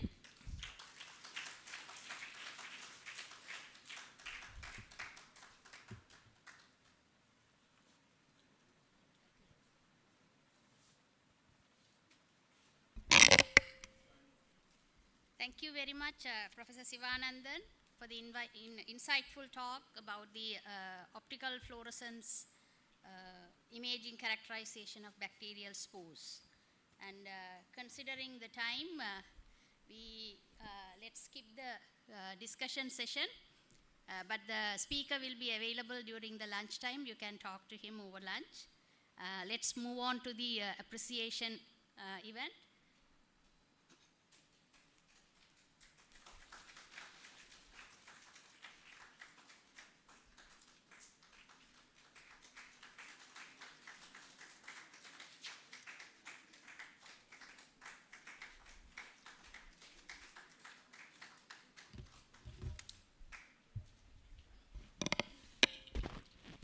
Now, I warmly welcome Dr. Mrs. Bharati Mayuradhan, Senior Lecturer, Computer Science, Faculty of Science, University of Jaffna, to introduce our final invited speaker.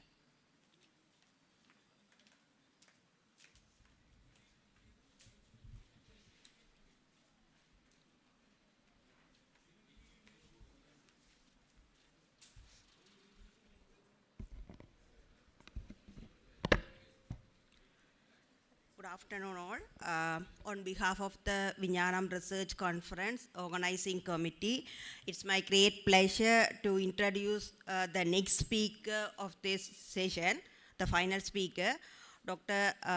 Thayasivam Udayasangar.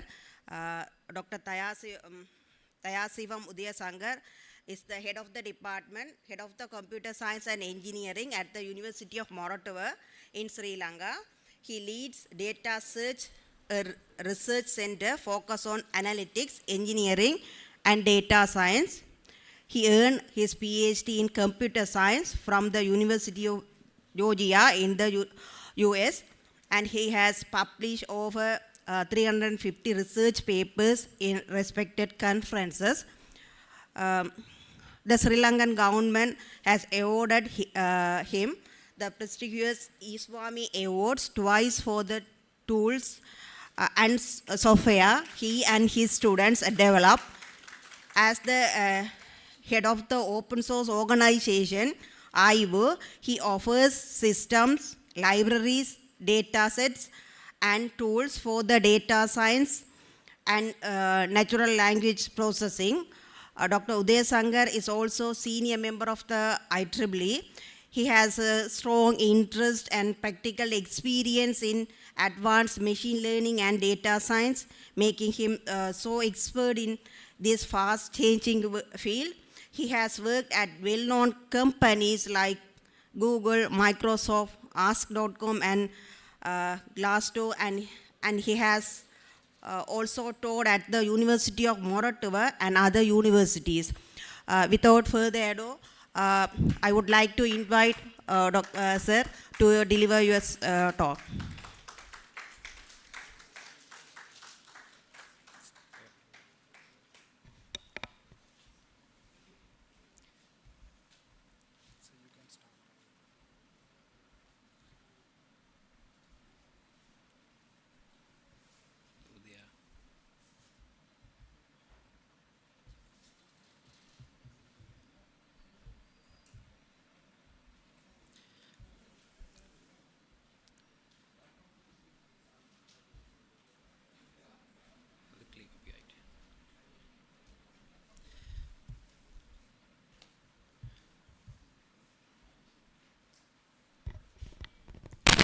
While things are getting set up right, So we started this series of Keynote with looking at the mess in a microscopic way. Sorry for over-promoting you as researcher, but just for the sake of the joke, please pardon me. And then came a powerful entrepreneur, wanted to track our packages, our items, even us. So he wanted to track our mess. And then came the zoologist, Dr. Nanda, scared the shit out of me because I adopted this urban lifestyle, moving from Jaffna way back in 90s after the displacement.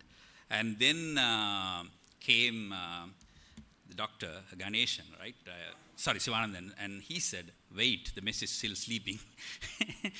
I'm going to talk about a very different mess here, and I know I have the best spot to talk today, like right before the lunch and rest of the talk. I was initially planned to keep it short, but the organizing committee told me that they are re-evaluating the lunch menu after listening to Dr. Nanda. So I've been told to fill the gap until they re-evaluate the menu. So I'm going to talk to you about the evaluation modality that is being adapted by the ML community and the mess that is happening there, right? So very briefly, but very, very profoundly, she has introduced me. Very thanks to for the kind introduction.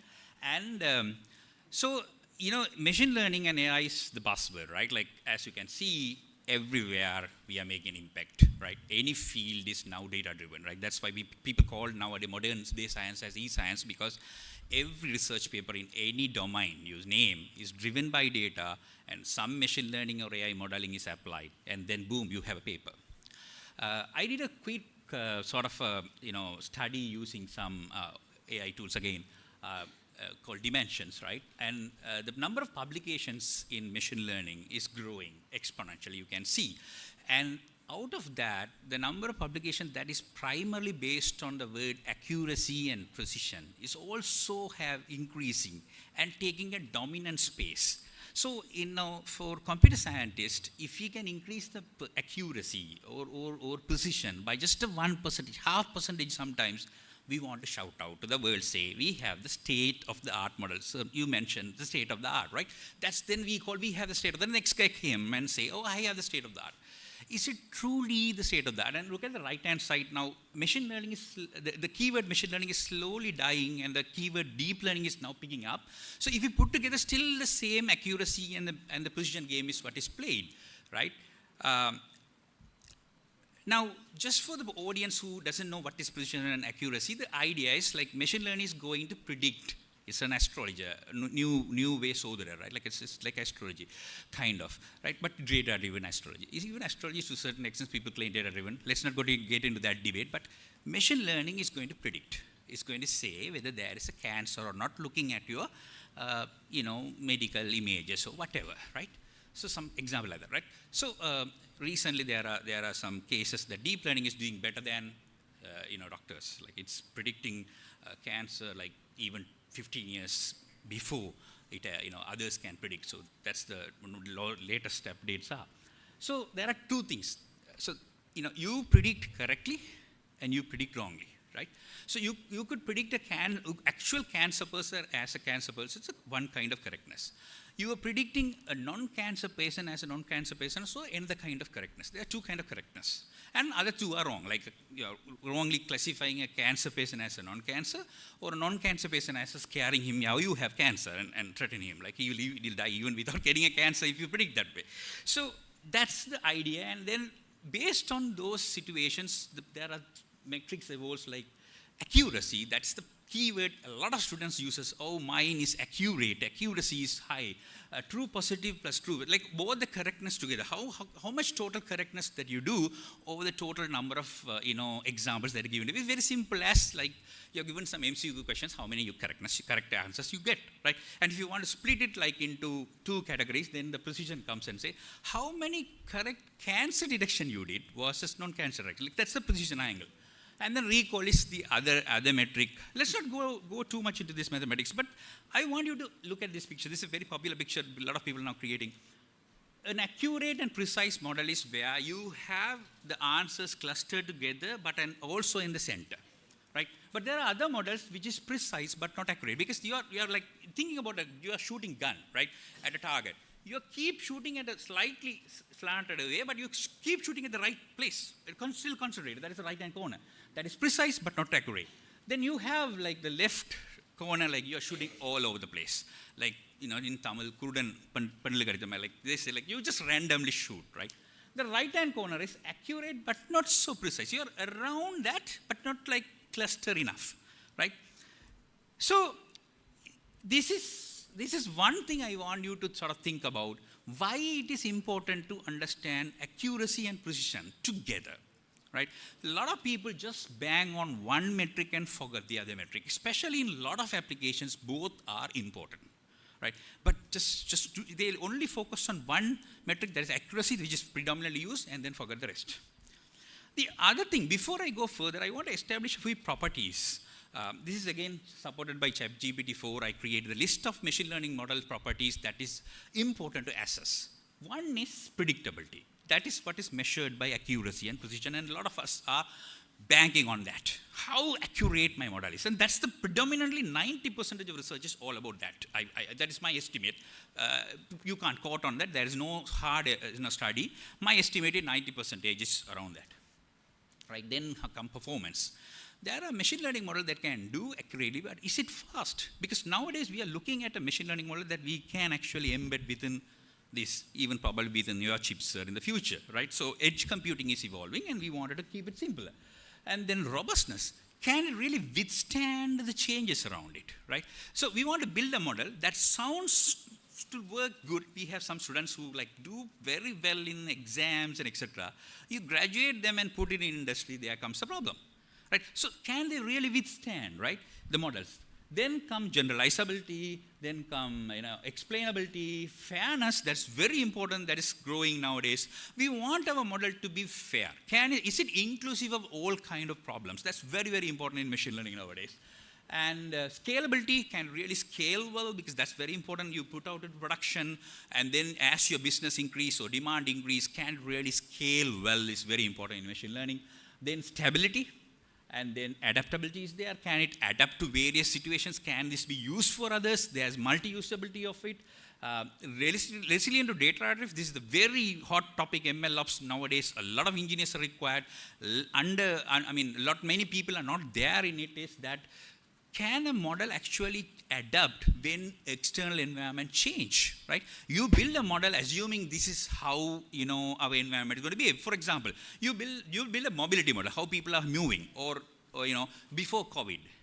Will it withstand when COVID, the kind of situation happen? Or if the population increase, or your demand has changed, it won't. So if there is, can a model withstand external changes that is happening is another topic evolving, like very hot topic nowadays. And we look at machine learning models to do good in all of this, right? And finally, it comes to usability, right? So there is one famous scientist called Box from London, right? A statistician. He said, none of the model is good, none. But some are useful. The question comes down to the fact, what you are building, is it useful? As you rightly said, sir, if you can find a solution that is useful for the community, they are boom, $1 million business. Otherwise, nothing comes out of it. So there is one other thing I see, a lot of researchers are just simply reporting one experimental results, right? Oh, I tried in this test data, I got 92.5% accuracy, and they forgot to report a cross-validated results. Cross-validation is fundamental, and I see that a lot of research papers coming out without mentioning the cross-validated results. Second, when you mention the cross-validated results, it's also important to look at the error bar. Because sometimes it may look like the other guy is performing slightly higher than you, but with a large error bar, no point, no use. Right? So is it statistically actually different, making a difference when you say you have a model that is better than the other guy? Right? This is very problematic, and I think this is growing problem even in some of the international reasonably reputed journals. I mean, if you go to really top tier, then it's a different story. But then in most of the other places, this is a problem. And I see even in top tiers, just for the sake of keeping apple to apple comparison, just stick to the same data set. They don't do cross-validation anymore, right? So there is sort of a game we play in numbers instead of making a real impact in machine learning. I see it as a growing concern. And I wanted to let you know that this is an extract from a slide. I normally do a training for executives. How do you pick your data science team or data science application or model? This is sort of coming from that angle. How do you really pick a right solution for a machine learning solution? Right? So just keep in that angle as well, not like only publication angle alone. Now, next is that class imbalance. So a lot of people, my simple question is that there is a cancer detection test with accuracy 99.9, right? A cancer detection test for a very, very specific one, difficult cancer problem has been built. It is reported 99.9 accuracy, but still got rejected. Why? Any guesses?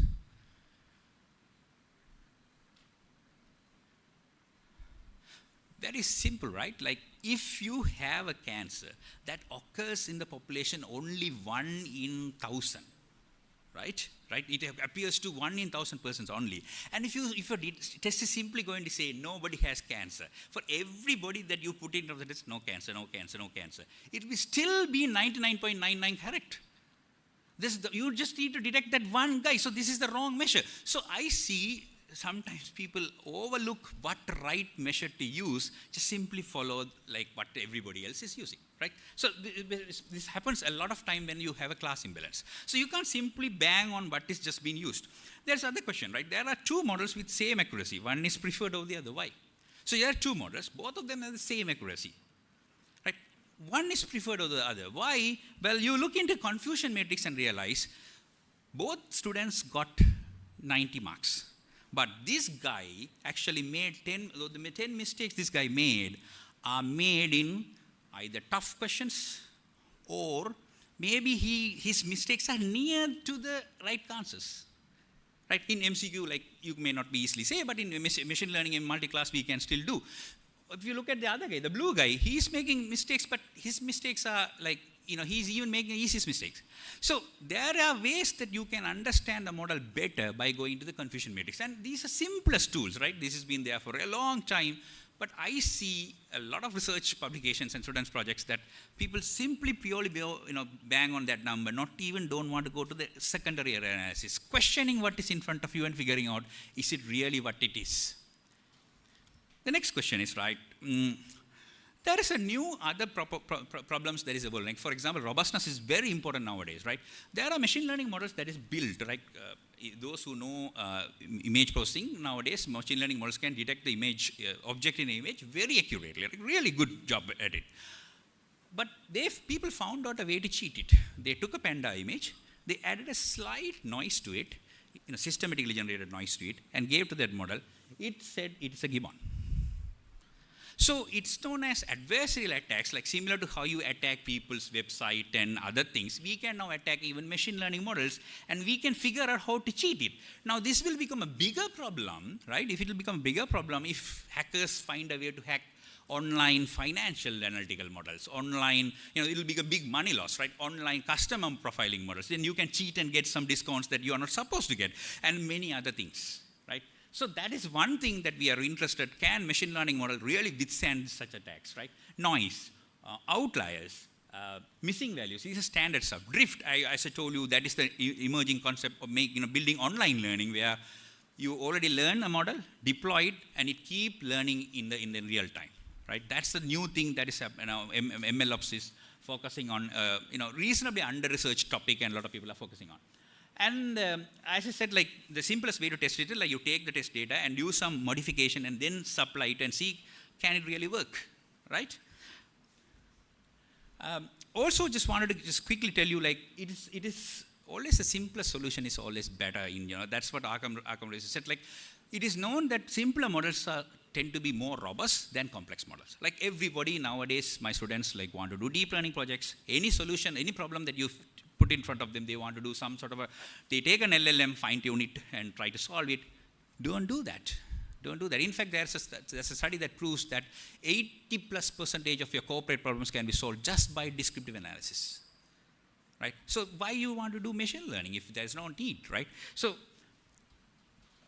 then scalability comes. Can your model really scale right, with like if you give more CPU power or memory power or more data, can really increase well with it. So there is a model that is built with 1 billion data.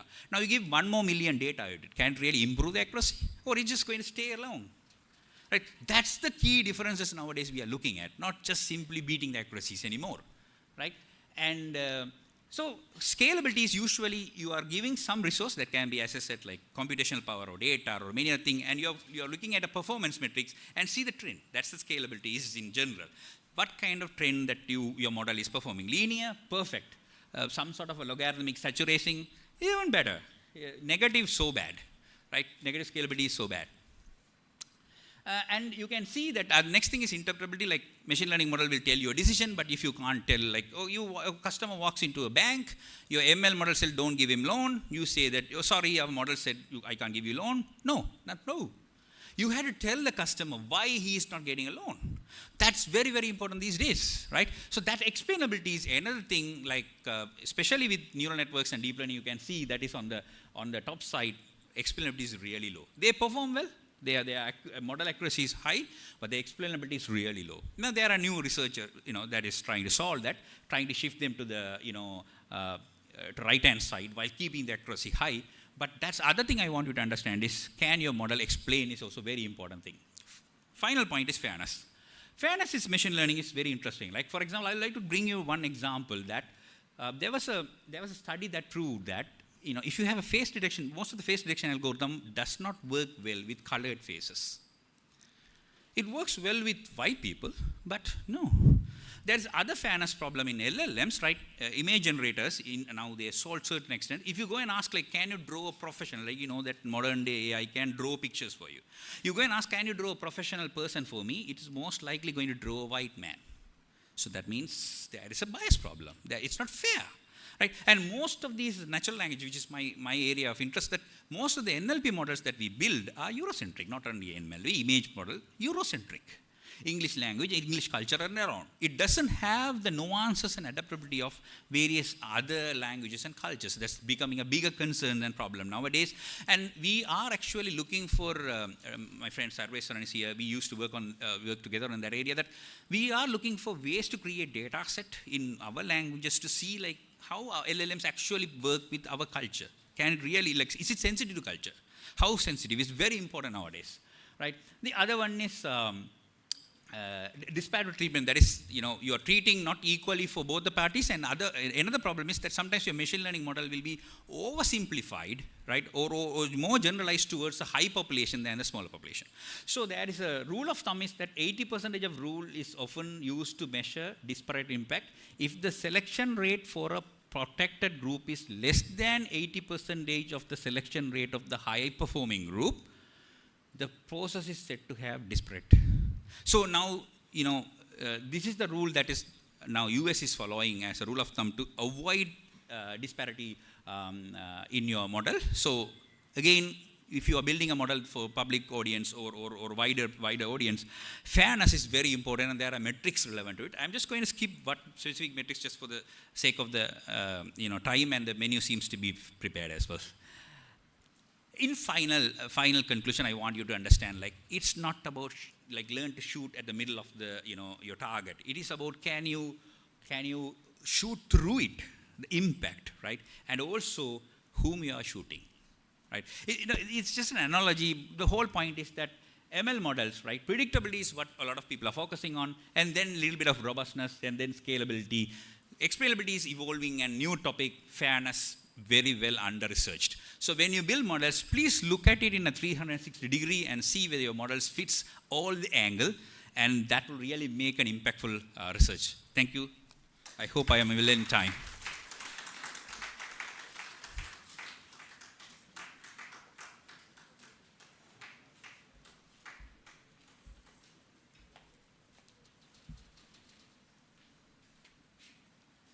Thank you very much, sir, for your insightful talk.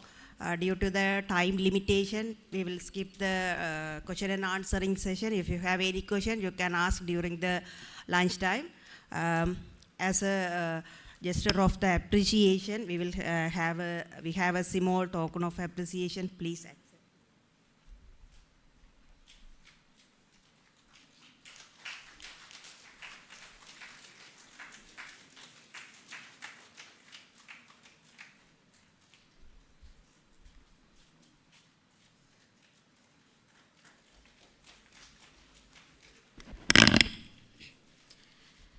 At this time, we would like to take a moment to recognize and sincerely appreciate the contributions of people who have played an instrumental role in making this conference a huge success.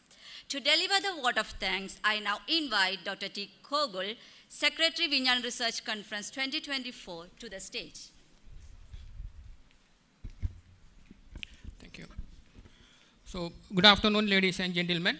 As we conclude this enlightening inaugural session of VRC 2024, it is my privilege as the conference secretary to extend the heartfelt vote of thanks to everyone who contributed to this success. First and foremost, I express my sincere gratitude to our esteemed keynote speaker, Dr. Suthanandan and Dr. Sabeshan, for sharing their groundbreaking insights. Your contribution has truly set the tone for the rest of the conference. A special thank you goes to our invited speakers, Dr. Nanda Nandakumar, Dr. Shivanandan, Dr. Udaya Sangar, for their thought-provoking presentations. Your talks have broadened our perspectives and sparked meaningful discussions. We deeply appreciate your willingness to travel from abroad at your own expenses, demonstrating remarkable dedication to this field and this event. I also extend my sincere gratitude to our Vice Chancellor for joining us today and for providing invaluable administrative support. Your presence and guidance have been a great source of encouragement, and we are truly grateful for your ongoing support in making this conference a success. We are honored by the presence of our guests, including deans of other faculties, esteemed council members. Your support and participation elevate the significance of this event, and we sincerely appreciate your time and contributions. My deep appreciation goes to our conference chair, Prof. Nobel Surendran and Prof. Ravi Rajan, for their leadership and guidance. Your dedication has been instrumental in bringing this event to life. I also extend my gratitude to the session chairs, Prof. Vignaruban, Prof. Shyamalan, Prof. Ishwara Mohan, Prof. Meena Sendil Nandanan, and Dr. Mrs. Mayuradan for expertly guiding the session and ensuring seamless transitions. Special thanks to the technical session chairs who will contribute this evening sessions, Prof. Christy Jayasilan, Dr. Mrs. Sivaruban, Prof. Jayadevan, Dr. Varadan, and Prof. Angran. Thank you all. A sincere thank to BC Media for the excellent coverage of the conference. Your efforts in capturing the key moments have preserved the memories of this special occasion, and we truly appreciate your contribution. I would like to thank this opportunity to extend our heartfelt gratitude to our sponsors, the National Science Foundation of Sri Lanka and the Norwegian Directorate for Higher Education and Skills under the project. Your final support and partnership have played a crucial role in making VRC 2024. I extend my heartfelt thanks to our librarian for kindly providing the library auditorium as a venue, and to the library staff for beautifully decorating the auditorium and the tables. My sincere thanks also go to the head of the physics department for providing the space for our technical session and lunch, and to the head computer science for providing the laptop for technical sessions. Your collective support has been instrumental in ensuring the smooth functioning of this conference. Also, I offer my heartfelt thanks to Dr. Mrs. Sandra Kumar for overseeing all the financial activities of this conference. Also, our appreciation goes to Dr. Amal Raj for managing the release of conference proceedings. Your meticulous work ensures that the knowledge shared here will reach far beyond this auditorium. Also, a special thanks for Prof. Ramanan for carefully proofreading the proceedings and preparing the mementos. I extend my sincere thanks to all the reviewers for their valuable time and effort for reviewing the conference abstracts. Your evaluation and constructive feedback have been the key in maintaining the quality of our conference. A special thank you, Prof. Shyamalan and his team for maintaining the website. I also extend my special gratitude to Mr. Thiliben for his creativity in designing the flyers, banners, and other graphic materials. Also, to Mr. Harichandra for his excellent work in designing the certificates and ID cards. Also, our thanks goes to Dr. Sudhasini, the technical program chair, and her team for the exceptional leadership and coordination. Also, our sincere thanks goes to Dr. Sribaran, Dr. Manjeevan, and their team for the excellent work in the logistic committee. Your efficient coordination and behind the scene efforts have been instrumental in smooth running of this conference. As one of the joint secretaries, I offer my heartfelt thanks to my fellow joint secretaries, Ms. Sudarsini Satyaruban, for her support and collaboration in coordinating all the activities. Finally, I would like to acknowledge the efforts to the entire organizing team and volunteers who have worked tirelessly behind the scenes. Your commitment and hard work have not gone unnoticed. To all the participant attendees, thank you. Your presence and engagement make this conference meaningful and successful. If I have unintentionally missed thanking anyone, please accept my sincere apologies. Your contributions are deeply valued, and we truly grateful for your support in making this event a success.